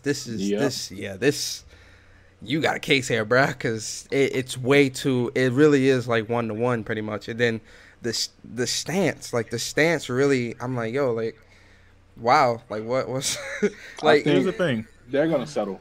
Instead of being upset at the person suing somebody for something that looks similar, you know, something that's their property, you know, their intellectual property, their likeness, get mad at the companies who can't come up with original ideas and start using people's shit. Because at the end of the day, I'm all for the person who created the shit. I'm all for the person who the likeness, you know, who owns the likeness. I'm not really for the corporation that saw something that looked cool and thought, hey, let's put it in a video game. Yeah, I mean, it was Leash. I only put it in here because I was interested. I wanted you guys' thoughts. This ain't no fluff piece. I think he has a case, honestly, and I think I agree with Demi. I do think they will settle, which I don't, you know, fine, you know, settle. You don't really want this in the courts. A much better case than Lindsay Lohan suing Rockstar. Yo, that one threw me. Wait, I'm like, what are you suing for? This ain't you. I'm gonna be honest with you, man. If she would have maybe contested that portion in Grand Theft Auto where the chick was getting fucked in the game and driving the car, you know, crashing that bitch and shit like that, I'd have been like, yeah, she got a case. But when she said the model on the front, I was like, nah, Lindsay, baby, this ain't it. This ain't it. What is you doing, baby? What is you doing? There's other shit that you could have sued them for, but you chose the wrong thing to pick. Like, come on, this ain't you. And they showed the model, which is why she should have stopped at the gate. Like, hey man, I'm sorry for wasting your time.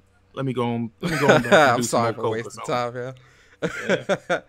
Yeah, guys. What do you guys think in the chat, man? Do Booker got a case? Infamous said, nah, ain't no case here. Infamous said ain't no case. But let me know, guys, and let us know in the comments in the chat what y'all think. Fluff. Do Booker got a case? So this next article, I'm gonna be honest. I looked at this and I'm just like, I don't know. I think with everything that's going on in real life right now, I really do feel like some of it is really throwing off our way of thinking a little bit when it comes to video games. I listen, guys. I'm not saying you're wrong for feeling how you feel. You can feel how you feel, but I just feel like certain things are throwing us like really like, no, this is wrong. Like. But anyway, let's talk about the topic. So, the video that I'm about to show you, I'm not going to play the whole video because we're not about to sit here for 3 minutes and watch this whole thing. But I'm going to watch 2 or 3 interactions. So, let me set this up for you guys. So, ultimately, the article is talking about is Midoriya, a.k.a. Deku from Monster Hunter. Oh, my God. My Hero Academia. More better. If he's more better. If he's oh my God, she gonna be staying there forever. More better. If he's racist, and the reason why this is coming up is because his interaction with certain characters aren't lining up with his interactions with other characters. And what I mean by that is, matter of fact, I'm gonna play the video first, and we're gonna do 2 or 3 interactions. It's gonna show you 2. I'm gonna show 2 or 3 interactions, right? And then I want you guys to see if you can spot any type of like what's going on here, right? Okay, so full screen, right? And let's I'm gonna let the sound play on this one. Close that out, and here we go, guys.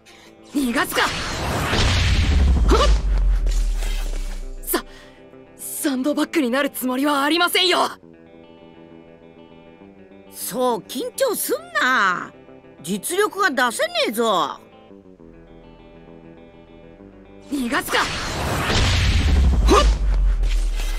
ヴィランだ。僕がみんなを守らなきゃ。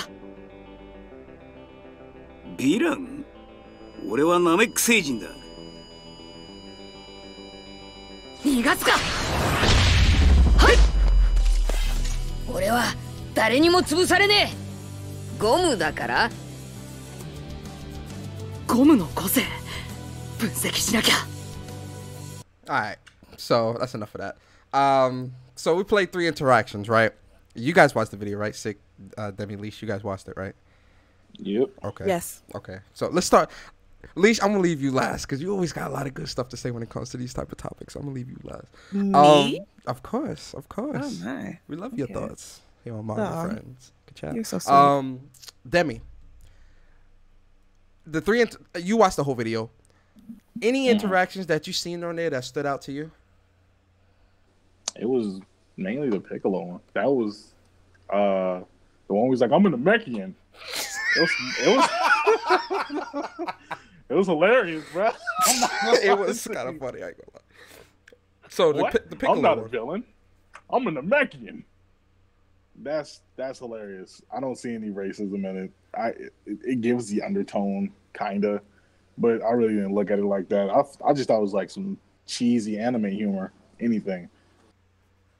And technically, Piccolo was a villain in the beginning. Anyway, did you feel offended by this? Like, because a lot of people like to put Piccolo in the black people category. So, to be honest, I didn't feel anything from this because it doesn't give me a reason to feel offended. I feel like if people like really feeling offended about this, they're trying to just find something to be offended about instead of just letting them ride. At least you funny. Yo, Lee said Deco sees green people and clutches his purse. That's funny. Sick. What's your thoughts on this, man? That's what's up, man. Thank you. I hate to say it, bro. I mean, it is what it is. I mean, Deku is Liam Neeson, bro. Chill. What? He's Liam Neeson, bro. What? We taking a cold pursuit. He got a special set of skills for a cold pursuit.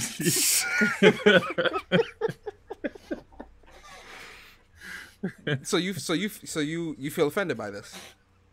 Not at all. I don't feel offended by Liam Neeson either. I think it's stupid, and I think the people who created it and voice acted it and looked at it and said this was okay, I think they're stupid. But offended? Nah. Did you see any racism behind this? Did you view this as racist? There were undertones, but not direct, man. Not direct. It could have just been banter that they thought was acceptable, bro. It probably didn't have anything to do with racism at all. Mm-hmm. I'm an Namekian. Miss Leash Capiche, please break it down. How you feel about this? Well, we all know that Deku, his quirk is Auto 911. Oh my God. That's his quirk. Talk about he's quirkless. No, I got the finger be itching. Listen, I see a green person. They're up to no good. I mean, but I'm not offended by it. I don't think it's racist. I think it's it did have the undertone, but it is what it is. Like, I really didn't see anything by it. Like, did you find it funny? It's corny as hell. So, I mean, have y'all ever seen black people in Japanese like anime all together? Yeah, Mr. Popo is the racist one. We look foolish as fuck, dog. Like not in newer age anime, but a lot of the old ones, yeah, like the big lips and all. Yeah, we've all seen that. So does this surprise you? It's made by the same people. No, I mean, I don't know. Like with stuff like this, again, this goes back to what I was just saying. I feel like with everything that's happening in real life, you know, and I don't want to bring up all this stuff because this ain't that type of podcast, but you know how we feel about the killings and politics and president, all these different things that are happening to us in real life. I don't think people are using games as their escape anymore, if that makes sense. Like, okay, so when I come home from work, I'm tired, being on a subway with a crowded subway, not being able to get a seat, working all day, standing at a computer, tired. When I'm tired, and I come home, I just want to come home and relax, decompress. How do you do that? Right. Play some games. Like, I'm not thinking about, what the president just did. I'm not thinking about, the asshole that got my order wrong during lunch. I'm not thinking about the person that, the bum that smells. I'm not thinking about nothing like that. I take a shower, sit down in front of the TV, I play some games. You feel me? I don't think that people are using games as their escape anymore. I think now I think a lot of people are looking at games in the same light that we're looking at real life. So when it comes to things like this, when it comes to, the lack of, everything, everything is getting a light shined on it now. So when that happens, we get stuff like this. Right. So, that's how I view it. When I first seen this, I ain't gonna lie, I laughed a little bit. I was like, it was funny. It was funny to me because, thinking back to Dragon Ball Z and Dragon Ball, Piccolo was a villain. So it was funny. I don't know. I don't know, man. I really don't want to. I really don't want to approach. Like with me personally, I really don't want to approach gaming, like my gaming consoles when I'm playing. I really don't want to sit here and look at these things and really feel. I don't want to look at these things and feel like, you know, and get angry. Like, that's not why I play games. That's not why I'm here. You know, like, I'm here to play games. I'm here to enjoy. I'm here to relax. I'm here to escape, man. I don't want to look at games and get angry, man, because I look at everything else that goes on in the world and I'm already getting angry at that. I don't want to come home and have this stuff in my home. Like, I really don't want this thought process and things like this to be in my home. Like, I really don't. Like, it stops at the door for me. Once I come in the crib, that's it. But the man said, though, he said, a villain, I need to protect everyone. What the what? I mean, Deku, listen, man. Deku, another thing, man. He over the top character to begin with, though. Aren't we past him being the Demon King too? So it's kind of way past. Yeah, we're way past that at this point. But wasn't Goku an enemy as well? No, he didn't have to protect everybody from Goku. No, Goku and Dragon Ball. No. You're going on the tense of the story, the canon to the story, and so I'm talking about for this game. Oh yeah, in this game, I think some of them got taken over or something like that. Goku is more dangerous. Goku is more dangerous than Piccolo. Oh, by a mile. It's just Piccolo's skin is more dangerous than anything. He's an Namekian. Yes. I'm an American. So, you know, when you ask the question, does that bring like racist the racist undertones are there. I mean, no, I'm not going to deny that. It definitely is. I mean, it's there. I'm just saying. If you put it there, if we're gonna go there, right? Swap out Namekian for black and see how it sounds then. It sounds extremely messed up. It's just like how that video that's floating around with the dub version of Dragon Ball Super, and he's like, "Guys, don't shoot this guy. He's not black." It's like, have y'all seen that? God. Yo, chat, have y'all seen that? Y'all know what I'm talking about. Now, when I seen that, I'm like, what the hell is this? Like, what? Y'all couldn't think of no better words to put than that? That man's is that not like Goku Team Black 4-star or something like that? No, that's straight up.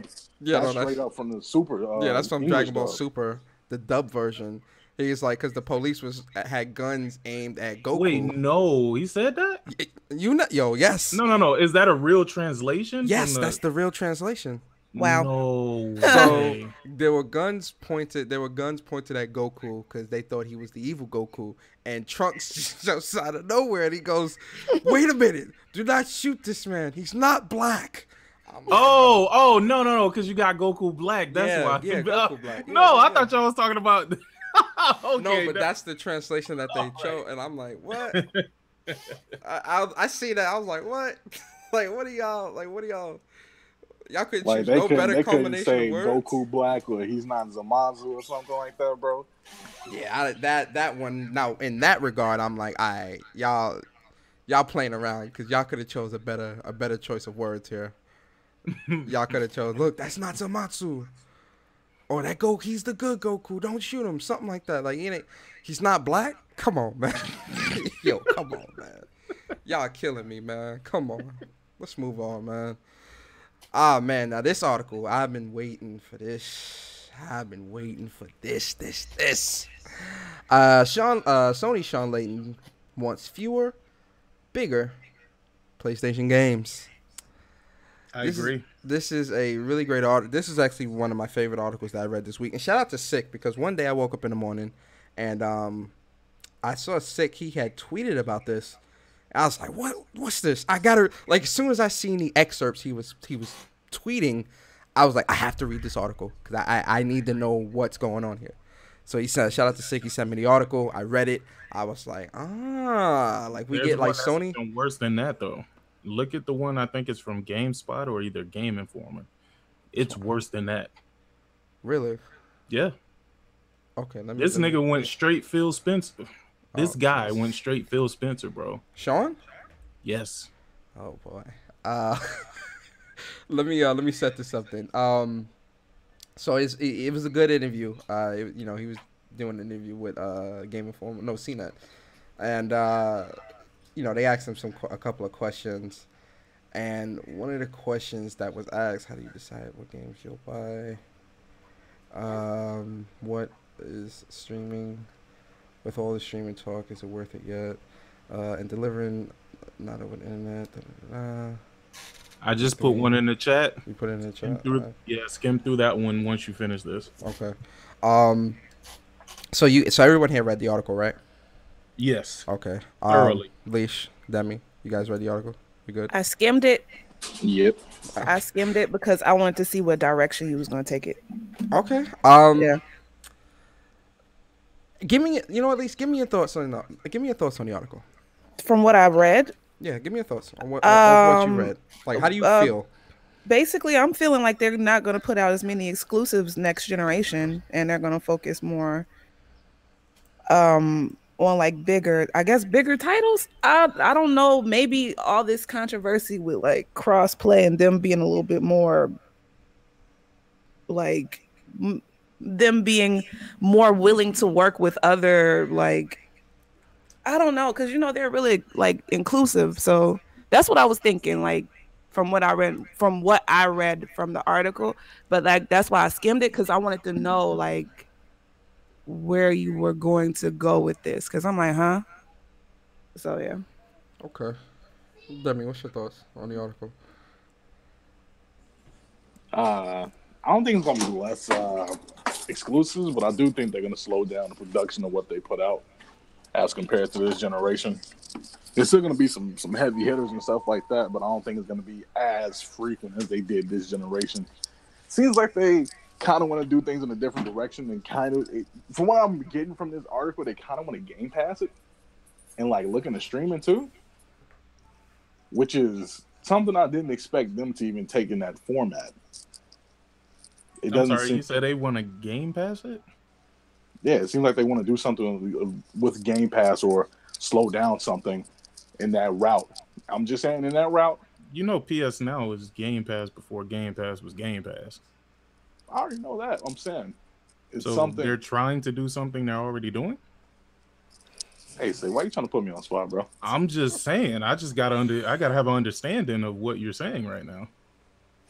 And I agree with you totally. I don't agree with their direction at all.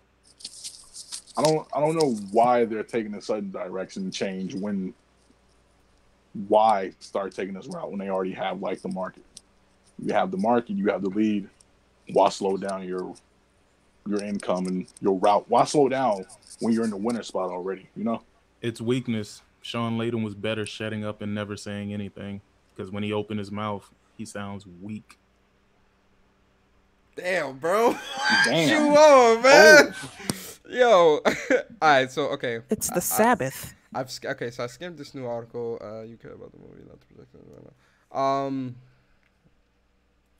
Okay, I think I have a good idea of the direction that I want to take both articles. Because one thing that Sean Layden did say, and Demi made a good point, and Sick as well.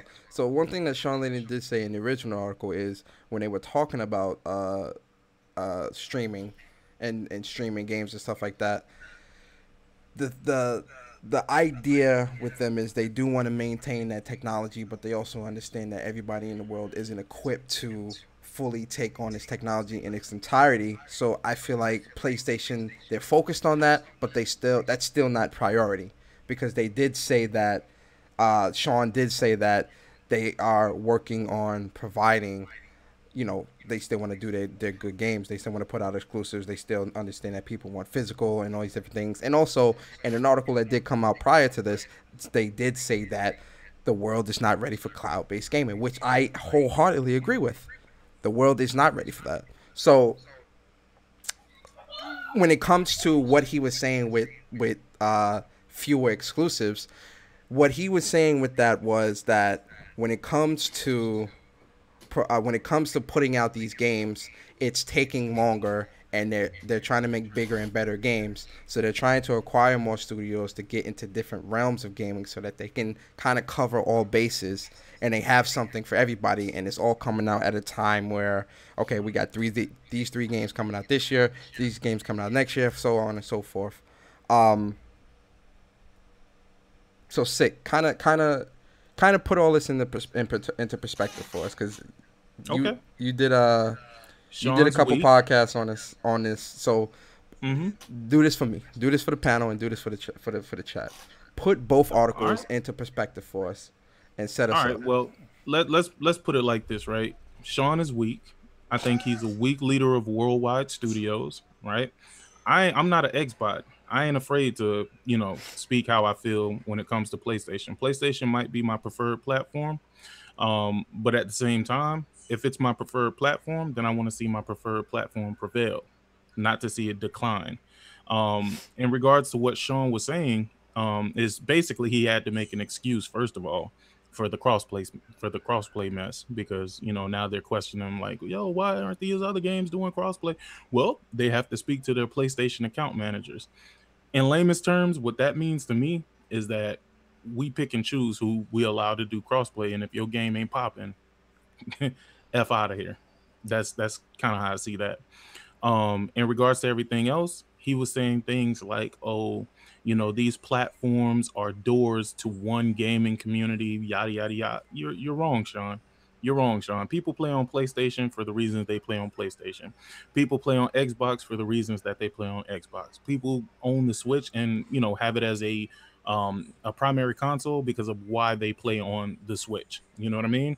It's not one and the same. It's not one size fits all for this community. And for you to be like, oh, the games don't matter, because he made another example, and I'm going to make sure I jump back to what I was talking about before. But he had another example where he said, back in the days, I remember things used to be separated by whether it was Technicolor, Panavision, and things like that. I know exactly what he's talking about.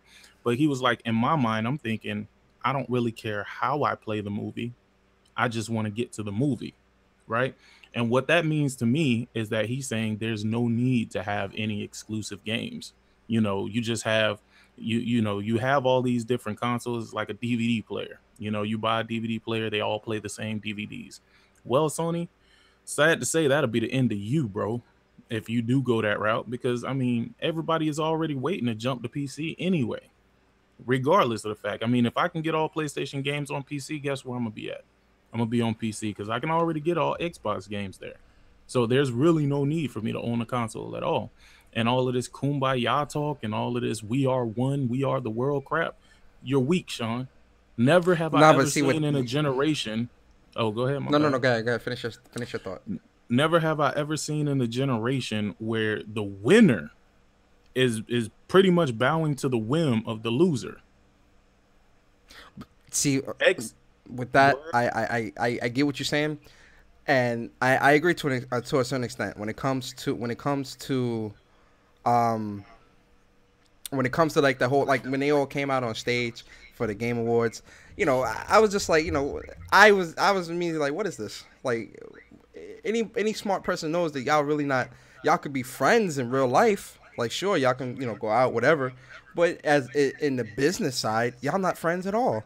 So like, when they were coming out and trying to preach this togetherness, I felt like that was like some real pandering. So I was like, man, come on with all that. But when it comes to him saying that, I think he's saying that because he sees the shift in the community and how how everyone is pretty much acting right now. Like competition, like, within the gaming community right now, competition isn't it. I don't want to say it isn't allowed, but you have a lot of people that view competition as toxic.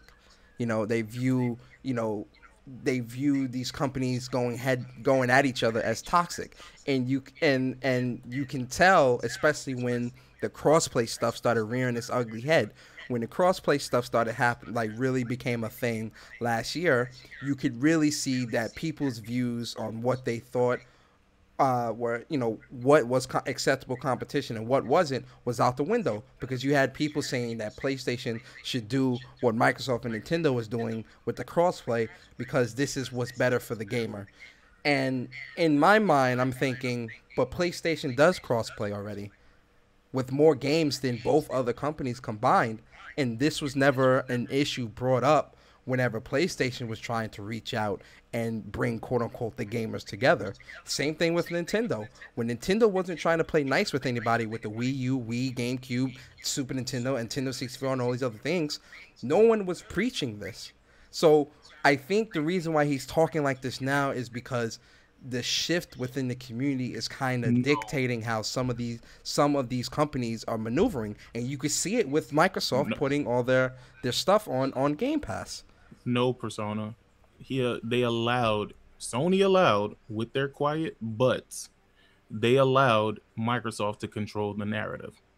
That's because Microsoft had the community on its side. As the leader, you nipped that in the bud. They came at Microsoft with that crossplay stuff. Microsoft nipped that in the bud quick during the 360 era. They didn't even allow it to be a topic of the conversation. Again, weakness. They showed a weakness, and Microsoft exploited it on every level. It ain't no shift in the community. It was Microsoft controlling the narrative the entire time. But that's so can you really say that PlayStation is the leader, though, if Microsoft can control the narrative? Well, they were the leader, and they allowed that narrative to be changed. They buckled, and then when they finally did start talking, they started talking defensively, not offensively. That I agree with. I said that they shouldn't have caved to the Fortnite crossplay for two reasons. Because one, now Fortnite is a thing of the past. Apex Legends. Yeah. Two, you're the leader here. You do crossplay with. Let's put this into perspective and we're going to focus on Fortnite. Fortnite does crossplay with on PlayStation. They do crossplay with PC and they do crossplay with mobile. That's all that matters, because that's not your immediate competition. People like to use the argument, oh well, isn't PC also competition? PC is not, nor will it ever be PlayStation's immediate competition. Never, because it can. PlayStation, and I think the execs and everybody knows and understands that you can't compete with PC. PC is just PC. So that is not PlayStation's direct competition. PlayStation's direct competition is Nintendo and Microsoft. I'm not playing nice with you. I'm not playing coy. I don't care. Regardless of what the gamer is saying, no one's playing. No one who's playing. What game Ninja been playing for 2 weeks? Ninja's arguably the biggest streamer on Twitch right now. What game has Ninja been playing for 2 weeks, ladies and gentlemen? Apex, that's it. What game has Ninja been playing for 2 weeks, ladies and gentlemen? Again, Leash, for the people in the back. Apex. It's been Apex. What game is Greg and all these people that were rallying behind Fortnite? What game are all these people praising now, ladies and gentlemen? Everybody's playing Apex, and I don't blame them. This is my argument for Apex. This is my argument, Demi. This is my argument, people. Everyone was jumping down Sony's neck for crossplay with Fortnite. Oh, I want to be able to bring my saves here. I want to be able to do this. I want to be able to do that. I want to be able to play. First off, why do you want to play Fortnite on the Switch? First off, the argument was I want to be able to play Fortnite on the go. You got your phone. Oh, but I want to play it on the Switch. You got your phone. Oh, well, I want to play it on the Switch. Well, arguably that's a you problem. And then come to find out, the issue with them linking their accounts was an Epic issue and not a PlayStation issue. It came out. So I agree with Sick.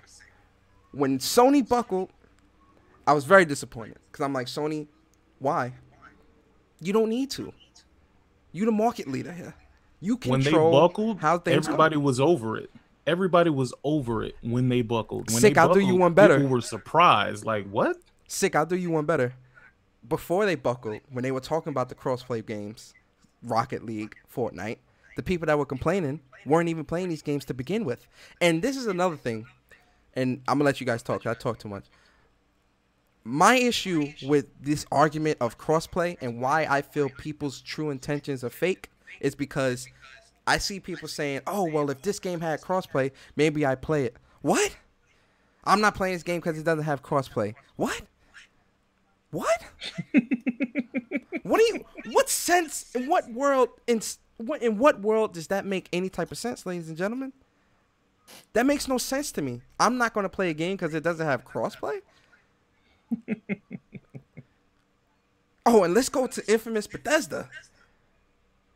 If our game doesn't have crossplay with all consoles, we won't put it on the platform.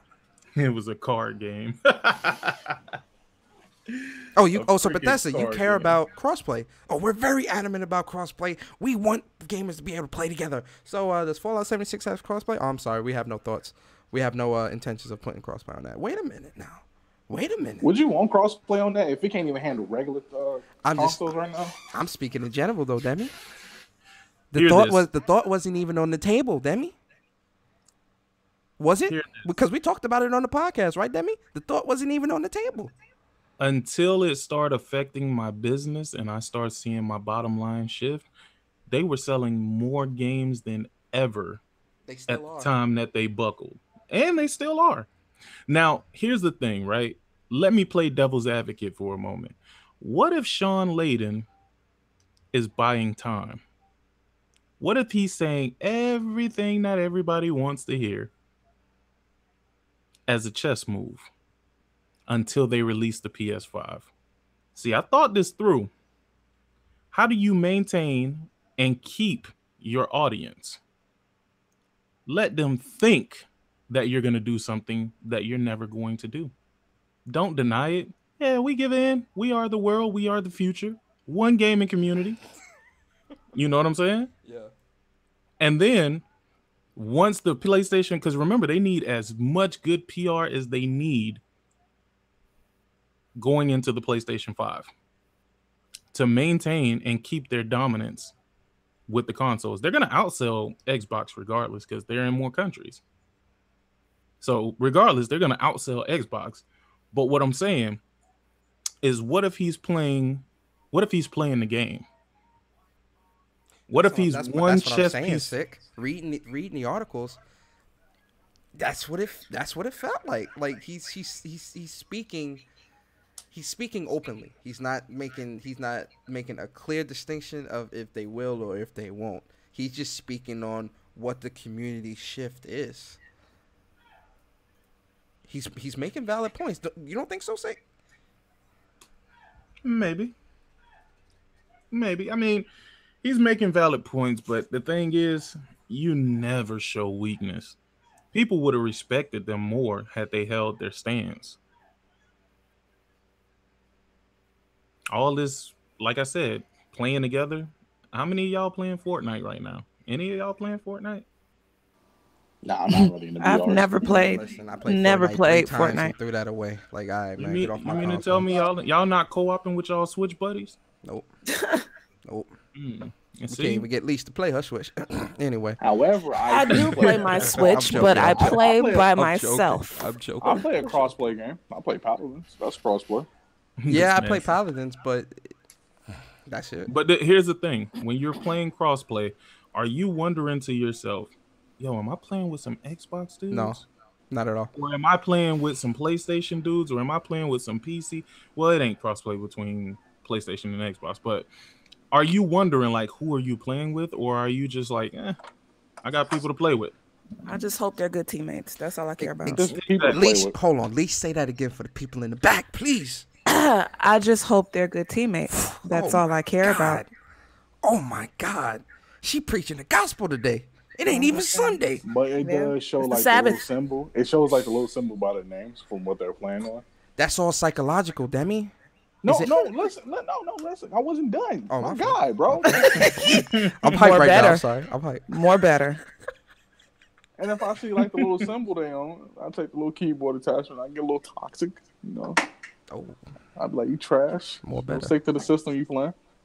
Oh, yo, really? Oh, wait, hold on. Hey, I'm toxic in these shooters, bro. Oh no, Debbie, that's why you my brother, man. You my boy. You my boy. Y'all both toxic. Relax. At I least don't you want to toxic talk on about Dead your by Daylight. toxicity. Relax. I am We don't toxic talk in about Dead your by Daylight. toxicity. I say the B word more than I should, but you know what? Bye. I can't say it. It's the Sabbath. Anyway. It's a President's Day sale too, by the way. Facts. But Sick makes a lot of good points, and when he plays devil advocate, I agree with that as well. Like, again, when it comes to these companies, it's always a chess move. Like, let's use the example of backwards compatibility. Perfect example. Only 3% of the community is using playing backwards compatible games. Listen, guys, I get it. Y'all want to die on these hills. I get it. I'm not. Because I'm all about progressive. I'm very progressive. Let's move gaming forward. You feel me? If I care about my PS3, I still have a PS3. If I cared about, when the PS5 comes out, listen. That's where I'm like, all right, it's acceptable. But PS2, PS1, listen, man. You want to know the crazy part about all of this, right? I don't even care about crossplay. I don't care if they do it or if they don't do it. My biggest problem with crossplay is how Microsoft went about getting it done. I agree though. Like, crossplay is like, I don't want to sound mean, because I'm like, I don't. My thing is, I don't care if they do or don't put it there. That's how I feel about it. Like, if it's there, cool. If it's not, fine. Because the crossplay that I'm looking for, I want crossplay in these fighters. I want crossplay in COD. This the crossplay I'm looking for. Because those are the games that I'm trying to say, oh, you talking that mess. Yo, let's get on this. Let's get on this game. Let's get on the sticks. Looking at the crossplay between Street Fighter V with PlayStation and PCs, I don't want crossplay on a lot of fighters if that's how it's gonna be sometimes. It be laggy on Street Fighter V. Listen, you want to talk about lag? We talking capital LAG, lag. Yep, and I definitely think these developers got to pay for crossplay. I don't think Sony just making it happen. Sony, like, first of all, we need a percentage from everybody. Put up that whoever we cross playing with, we need a percentage of the sales. Factory. Yo, I'm telling you, it's something to this. The reason why they're doing it and trickling it out the way that they're doing it, and I can appreciate that, right? I can respect that, because you gonna get paid for your time and get paid for access to your player base. That's all to it. It's all to it. But at the end of the day, that ain't even my worry. My worry is, what the heck is the future of PlayStation? That's my worry. I don't care about the crossplay joint. I don't care about none of that. But if you telling me your game's finna be everywhere, bro, ain't no reason for me to own the next PlayStation, bro. I'm just go ahead and get your app on the PC, and I'll play all your games there. If that's the route that you want to go, I have no problem with doing that. That's how I play Xbox games. I ain't got no Xbox. I have no Xbox. There's zero reason for me to get an Xbox at all.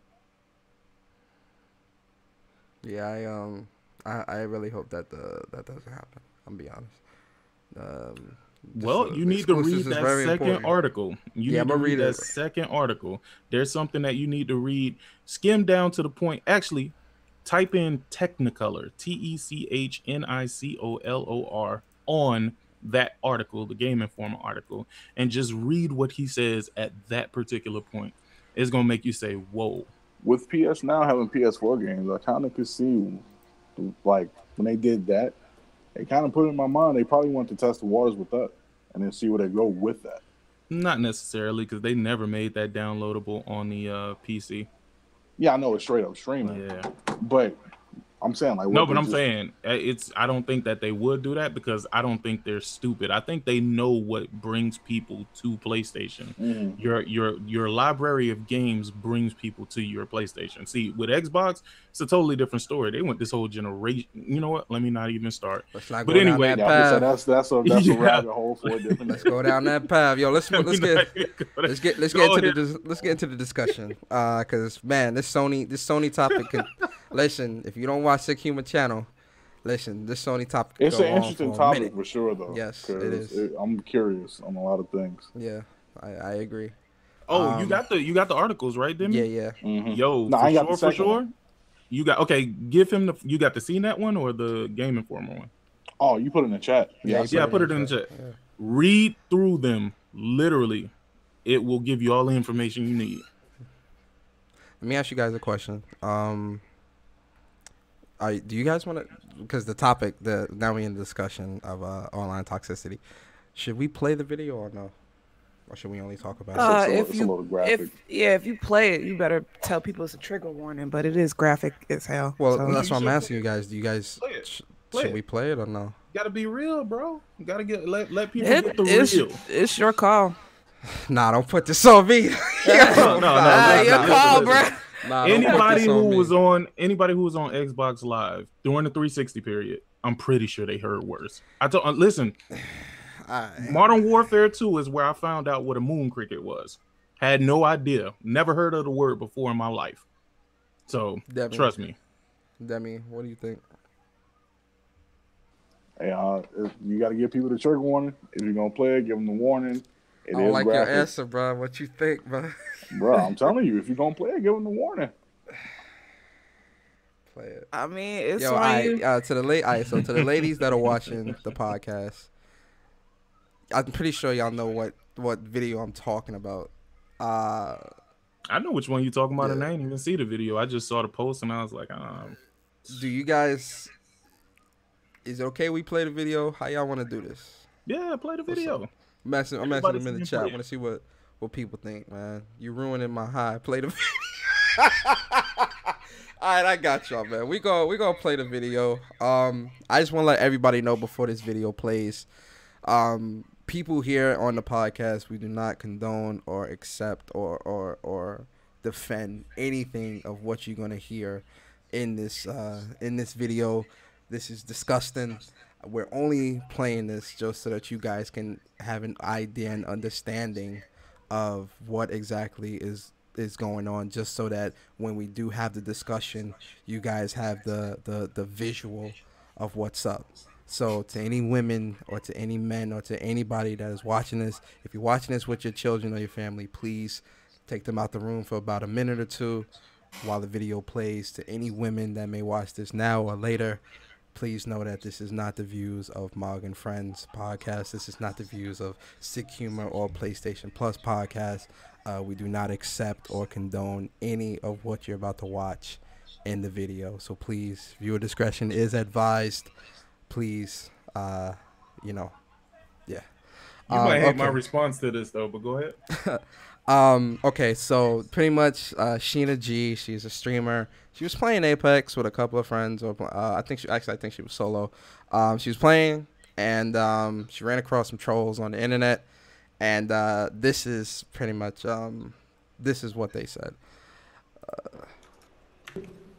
Don't be mad. A female is better. It's tacky. Yeah, it's 2019, dude. Happy Black History Month. Yeah, he's extra mad. Man, they said Oh my god, like female. Oh, you couldn't tell from the voice? Freak kill you. You could what? Wow, so he can come. Oh wow, he's so edgy. I have an 8-inch knife. I'll cut out your fucking vagina. Wow, bro, you're so edgy. What? Did those people die? You cut or upward, and then right before the belly button, sideways and then down. What is wrong with this dude? Like, why is he detailing this? What a fucking weirdo. He's just like, he needs Jesus. All right. So like I said, guys, very disgusting. MOG and Friends here, we do not condone any of what was said in this video. And to Sheena, she is somehow watching this. You know, we hate the fact that you had to go through that, and you know, it's disgusting. Can I take it first? Yeah. You can start us off. Okay. Again, this is going to be the unpopular opinion, but this is what happens when you sign on to be a gamer. Everybody who has gamed has gone through the exact same thing. We've been told that people are going to rape our mothers, come and kill us. I'm going to cut your neck off. I'm going to cut your throat out, you N-word. This is another day in the gaming community, bro. It's another day. This is what you sign up for. This is equality. Okay. Next. Leash, I'm gonna save you for last because I'm most interested. Yeah, please do. Yeah, I'm most interested in your thoughts, so I'm gonna save you for last. Demi, please, you got the floor, bro. While I was I got my chops on 360, I do think at some point in this day and age, Jesus Christ, this has to like cease and desist. Yeah, we went through it. We bled in the trenches for people who didn't go on 360, and online is a little bit more refined now. You don't hear people say stuff like this anymore, or you don't get those toxic messages about how your mother's being done, anything like that. But there's a fine line to when this guy went into detail about what he was going to do. And it's a bit more possible now because people do dox people to find out their information. And that's what's a little bit more scary about stuff like this. Like, the guy went into detail with everything. And I'm not going to get into detail about what he said, but seriously, it's at one point 360 was just these kids saying it over the internet or whatever. Y'all went into it on Modern Warfare, Halo 3, and that was it. But in this day and age where swatting and botting people and doxing is a thing now, you have to be a little bit more precautionary with the steps that you take, because now what they say online can be a reality. And that's what I hate to see happen. That's it. Wait, before I don't want to interrupt you. Is that it? Yeah, that's it. That's it. So for me, when I seen this, I put my because as a guy, as a man, you know, we will never understand what all women go through. So I use the image. I put my mindset into if I was a father, and you know, my daughter's playing some games, and you know, some dude is saying this, how would I feel?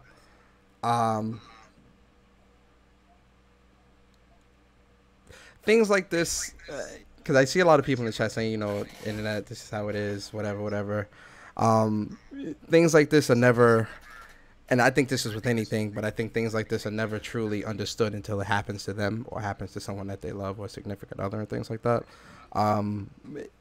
For guys, it's a little different when it comes to the internet and how we do things, or how things are thrown at us when it comes to, you know, trolling and things like that. For a woman, it's definitely very, very different.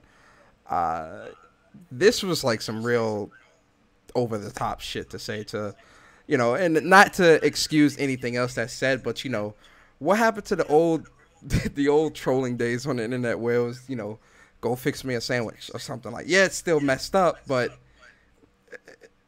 it was nothing, nowhere near as crazy as this, you know. Honestly, I'm a little speechless. I don't know what to say, because I talk my shit online. You know, when I play COD, you know, for those that watch my COD streams, you know, I'm like, yo, you trash, da da da da. But that's as far as it goes. You know, I'm not your family. It's not about that. It never gets to that level. But you know, with what Sick saying, with this being the internet. Well, with all due respect, can we have a real conversation about this? I mean, I know you're trying to dance around it, but can we have a real conversation about this? Toxicity is never good, right? No, it's never. I feel like somebody about to be insensitive. All right, wait, okay, hold on. Say, let Leash get her thoughts out. I want to hear what Leash has to say before we go down. That's the only woman on this podcast right now. I feel like a lot of the stuff that's being said in the chat is a little insensitive. Well, insensitive. Unsensitive is not a word. At the end of the day, a lot of stuff triggers people. Who's to say? I don't know her life. I don't know who she is. But who's to say she hasn't been raped before? And she's just trying to play a game, enjoy the game. The game just came out. Nobody's really good at this game yet. Well, no, there are some sweaties, but that's here nor there. And you just playing the game, all of a sudden, some dude goes into graphic detail about what he's going to do to your body parts. Like, even if it might not be a big deal to you, it's a big deal to somebody. So that's where we have to try to like step aside and stop dancing around. Oh, it's the internet. Oh, equality. Women want this. Well, you're going to have to take it too. No, like we human beings, we have feelings, we have emotions. Like I would never want that to happen to a man. I would never want that to happen to anybody. Who knows what anybody is dealing with. And then just like Demi said, there's people running up on people because of online stuff. Didn't y'all just talk about on the last podcast, Dr. Disrespect House got shot up because he was streaming and somebody didn't like something that he said or whatever? So it goes beyond. We live in a crazy world. This ain't Xbox 360 days. This is some craziness going on right now. So like that's why I'm like, yeah, you gotta have thick skin.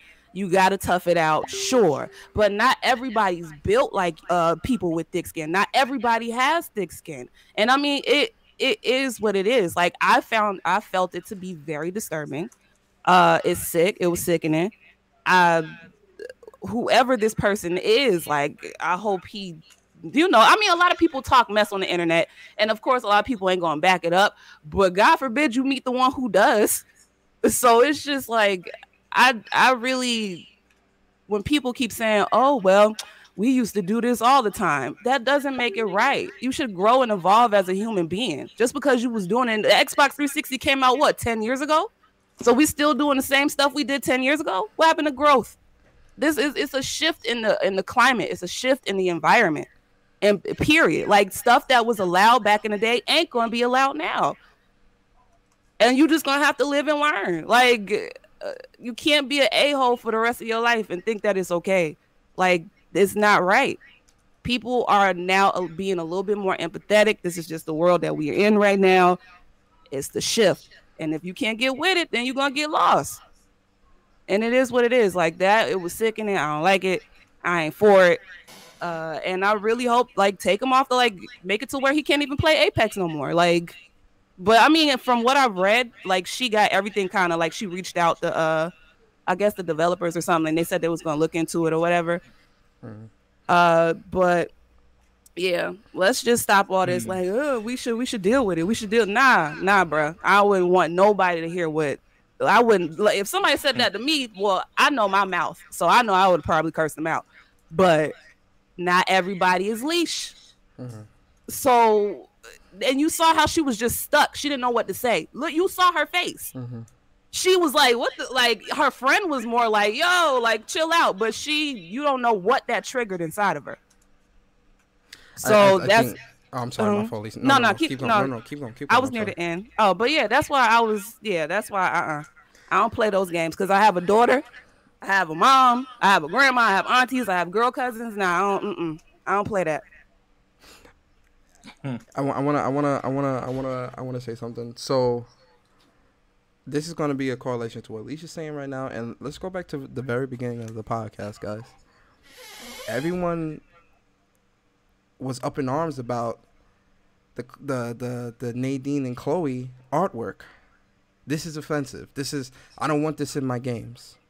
I don't like this. Something that's innate, something that it's an inanimate object, something that doesn't affect you. It doesn't affect your life. It doesn't affect anything that you do. People are up in arms about this. Now, let's fast forward to right now. Because I see a lot of people in the chat saying, oh, white dudes have been saying this for this and all this. Listen, guys. We as a community, what is the stigma of the gaming community? What's the stigma? I'm about to get real graphic right now, guys, so I'm sorry if you feel a certain way, but this is going to be very graphic. The stigma in the gaming community, we're fat, we're lazy, we stink, we're immature, we're kids, we're dumb, we're weird, we're antisocial, we're all these messed up things that, minus being a big dude, I smell good, whatever, but all of these negative things about us that regular people or people that aren't using a term that Sick said earlier in the podcast, on the outside looking in. This is what they think all of us are like. We have 4 people on this panel right now that are none of those things. But this is what people think. Yes, gaming is open. Gaming is widely accepted now. And we have a ton of people that weren't gaming since the 80s that are just now joining gaming and playing games because it's popular. Who are we to stop them at the gate? Gaming is for everybody, right? It is. Gaming is for everybody. Now, to something that Lee said that I agree with is, what happened to growth? This is true. I'm not 15 years old anymore. You're not 15, 16 years old. When I was 15, 16, just getting on the PlayStation 3, playing games online. Of course, trolling, having fun with friends, talking shit to people, stuff like that. It's fun. It's funny. It's hilarious. But Leash is right. Where is the growth? Now, am I going to talk shit to someone that's doing shit that's fucking up on my team? Of course. Like, dude, you fucking up. Like, get this shit together. Oh, you guys fucking suck. That's as far as it goes. But this shit here?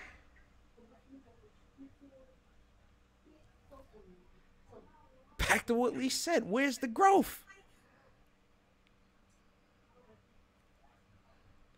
And we can't control what everybody does.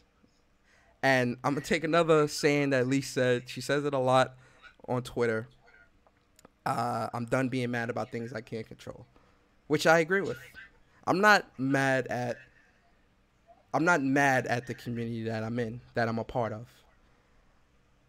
But I'm aware that the community that I'm a part of still has a problem accepting women in gaming.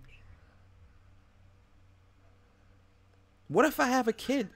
Not what if, when I have a kid, have a child, and I have a daughter, and I'm playing the PS9 or whatever the fuck, and she says, Dad, I want to play with you. Or, Dad, can you get me a console so we could play online together? I'm going to look at her and say no because you're a fucking woman? And the community doesn't accept you? What kind of shit is that? We in 2019 and we still can't accept women in gaming. I don't get it. Imagine if you had a kid, guys.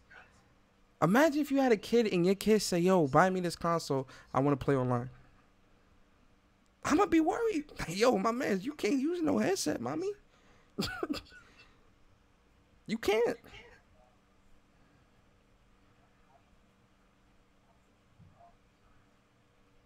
It's a problem. Just like how we always say, we always like to get on Xbox. Xbox fanboys don't like to point out the problems of Xbox, and that's why Xbox is still in the situation that they're in, right? We love saying that. We love it. But we won't turn the mirror to ourselves and say the community has a problem that no one wants to voice and fix. Sick, I know you said you wanted to say something. Go ahead, bro. Nah, we can move on. Okay. Trust me. You don't want to hear the uncensored version of my answer, so we can move on. Oh, God. All right. You guys want to add anything else? Because, okay. And I'm gonna tell you why. I'm not gonna go into detail with what I'm saying, but I'm gonna tell you why. Okay. Because it's like we teach and I have a daughter, by the way.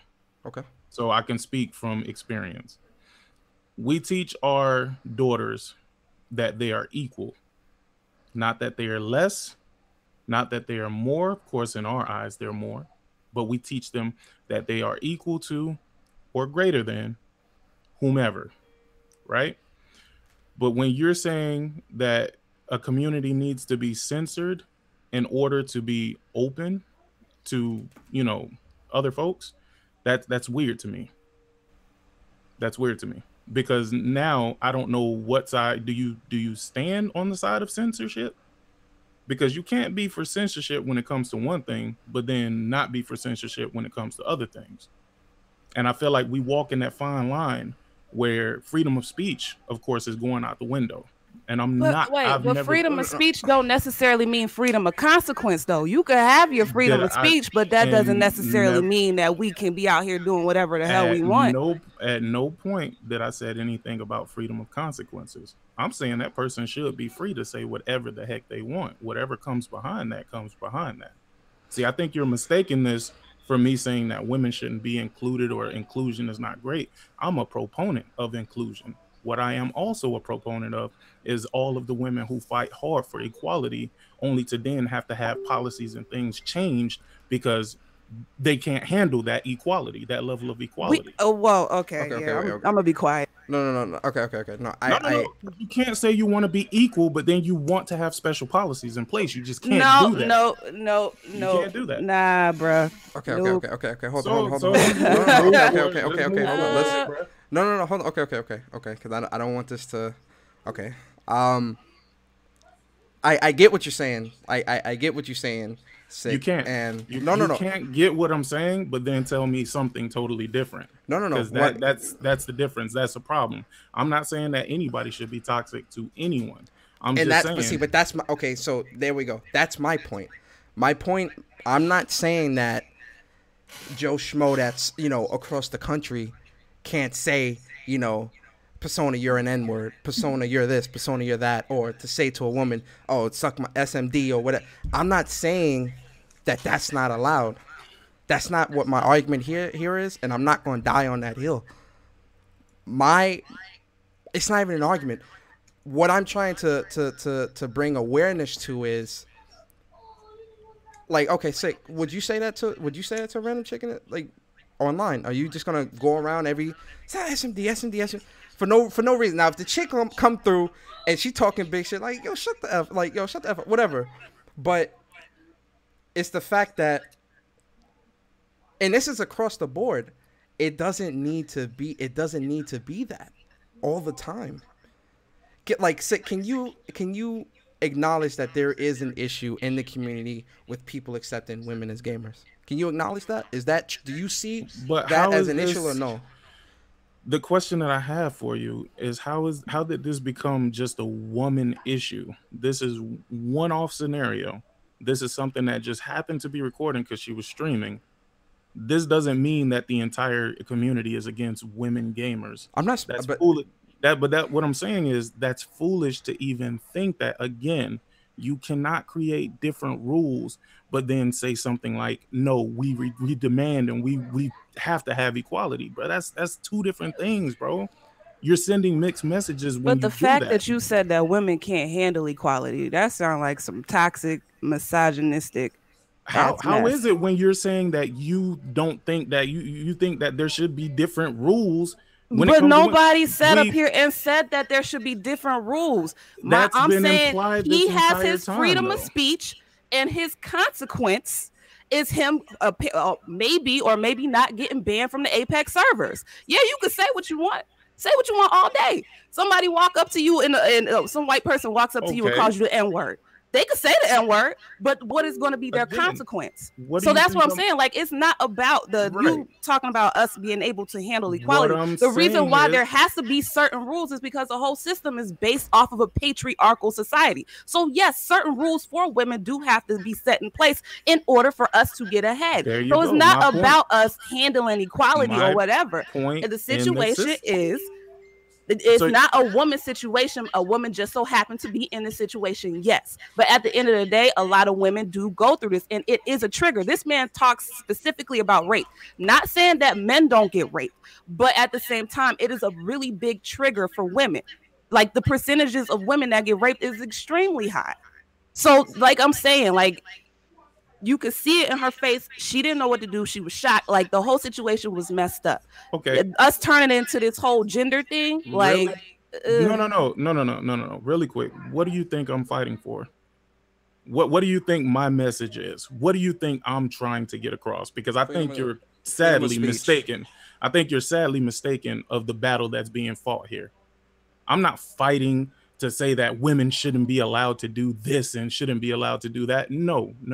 I never said that you did, but the whole right, but you're handle equality thing, that then you say that's misogynistic for me to say it that. Is but misogynistic. How would you say that and not think that it's not misogynistic? But then you clearly stated that there should be different rules for different people. That I didn't say I think that there should. I said certain rules have to be set in place because we are built on a patriarchal society. So how do you think we're going to get ahead if the society is still patriarchal? But when you say that, now you're saying that there should be different rules for different people. Because the rules have always been slanted for the man. So how do you think we're supposed to get ahead when everything is male based? Yeah, but when you're in a how do we get equality on the internet? When you're in a game on the internet and you're playing a game where people talk crap, you're saying people shouldn't be able to say certain things simply because it might hurt somebody's feelings. That's the consequence of freedom of speech. Right. But I'm not saying there shouldn't be any consequences. I'm just saying people should be free to say whatever they want to say. And when you come into gaming, it's not you come into gaming and the rules change because I can't say sensitive because then you're going to say misogynistic. Yep. Because you're exactly. So if I say anything that's true, you're going to turn it into a man versus woman thing. Now it's true. No, it's an equality thing. Okay. Whatever I say, you're going to turn it into me saying something misogynistic when it's simply me saying. But you really just sat up here and said that guys. All right. Like, how do you not see that as not being misogynistic? But you can't. You simply said that you can't handle equality. You said since we're guys. No. Listen. I'm not upset and I'm not mad. I'm just making a point. You said we live in a patriarchal society, right? You said that there should be different rules for different people. That you can't be equal if it's different. That's all I'm saying.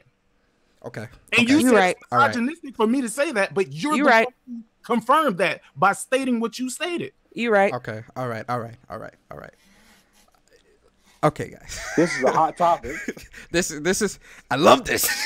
This is a passionate. This is good, passionate. This is. And by the way, let me be very clear. When I say I don't have a problem, so no, there's no problem. I'm not mad at anybody. I'm not even trying to be disrespectful, but at the same time, there's plenty of people, especially people who in my family specifically, fight it to be considered equal, fight it to get equal pay, fight for different things.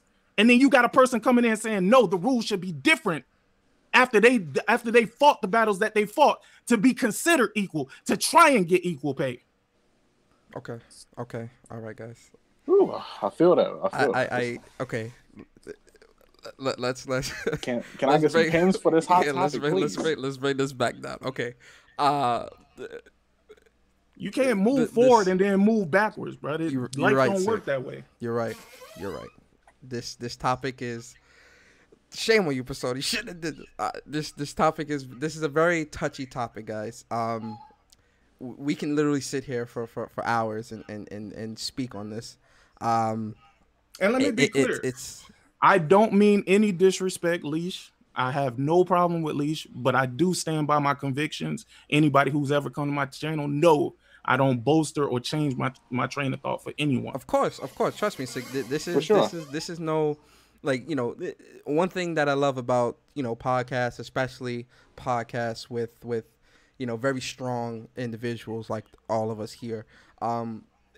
Oftentimes people will mistake how we're speaking and think, because we're speaking with passion, they mistake the passion for aggression. We all are very, we're all very passionate about this topic. Leash, Demi, Sick, all of us, we all are very passionate about this topic. We all also have, the great thing about opinions is we all have difference of opinions. Our views on things are all different, and that's what makes us all great. At the end of the day, Sick is my boy. Leash, you already know. This is a topic that, This is a passionate topic. I love this topic, and I really wish we could keep going, but we really would be here for hours. So we, you know, I don't. We should definitely move on. Oh yeah, no, that's we should definitely. Yeah, we're at the end. We're at the end of the yeah. After that, we're at the end of the podcast. I hit a passion, guys, and this is a hot topic. Please, can I get some pins if this hot topic goes on? No? So with that being said, we are going to get into the outros. Of the podcast, guys. Shout out, real quick. Shout out to everybody in the chat. Y'all are all great. Shout out to the people watching us on YouTube, and shout out to the people watching us on Twitch and Periscope. We appreciate all of you guys coming through. Shout out to Jedi. Yo, Jedi, what's good, man? Choco, I've been running around doing errands, so yeah, congrats on the moderator status. Oh, Wolf, Choco, you wasn't here. We had a racist come through earlier. I had to upgrade a couple people, couple day ones. So I'm like, man, listen, this gotta change. So yeah, let's get into the outros. Starting with Sick. Like I said, guys, Sick. He does a really great podcast and stuff like that. He's about to shout himself out. So Sick, please shout yourself out, shout out your podcast and all that great stuff, man. Hey man, this your boy Penn from SickHumorTV. Man, I definitely do appreciate the invite once again. Sincerely, Leash, I do apologize if I came off wrong. I have no problems with you or your train of thought in regards to this, but I don't want to leave and have you thinking that, oh, I'm just this dick. It's not that. Demigod, thank you as well. You were definitely a great co-host. Y'all be easy, man. Definitely, guys. Make sure you guys check out PlayStation Plus podcast, and also check out the Pull Up on SickHumorTV's channel. Also, please follow him on Twitter. The links to all his stuff is in the description for those that are watching us on YouTube. Please go check out his channel and check out his content. Please. Then we got the MOG crew in the building, man. Like I said, guys, anybody that has been watching us day one or that has been watching us through and through, you guys already know MOG and Friends would not be what it is without his panel, and MOG and Friends most definitely would not be what it is without its first and last lady of MOG. Miss Leash Capiche, please give us your outro, please, mama. Hey guys, Are you it's okay? me, Leash Capiche, the first and last lady of MOG and Friends. So this week I'm playing more BioWare. Well, not BioWare. Damn, BioWare on my mind. I'm playing more BioShock. Shut up. More better. Shut up, Demi. Normally I stream Saturday through Tuesday, 10:30 until whenever. I won't be streaming tomorrow, so you and Persona and Demi, you're gonna have to do MOG and Friends game night by yourself because I'm going to a party. But yeah, wait a minute. Yeah, I'm going to a party tomorrow. So, tomorrow. Sorry, I meant to tell y'all earlier this week, but I forgot. Yeah. So yeah, guys, that's me. Yeah, that's it. That's all I got.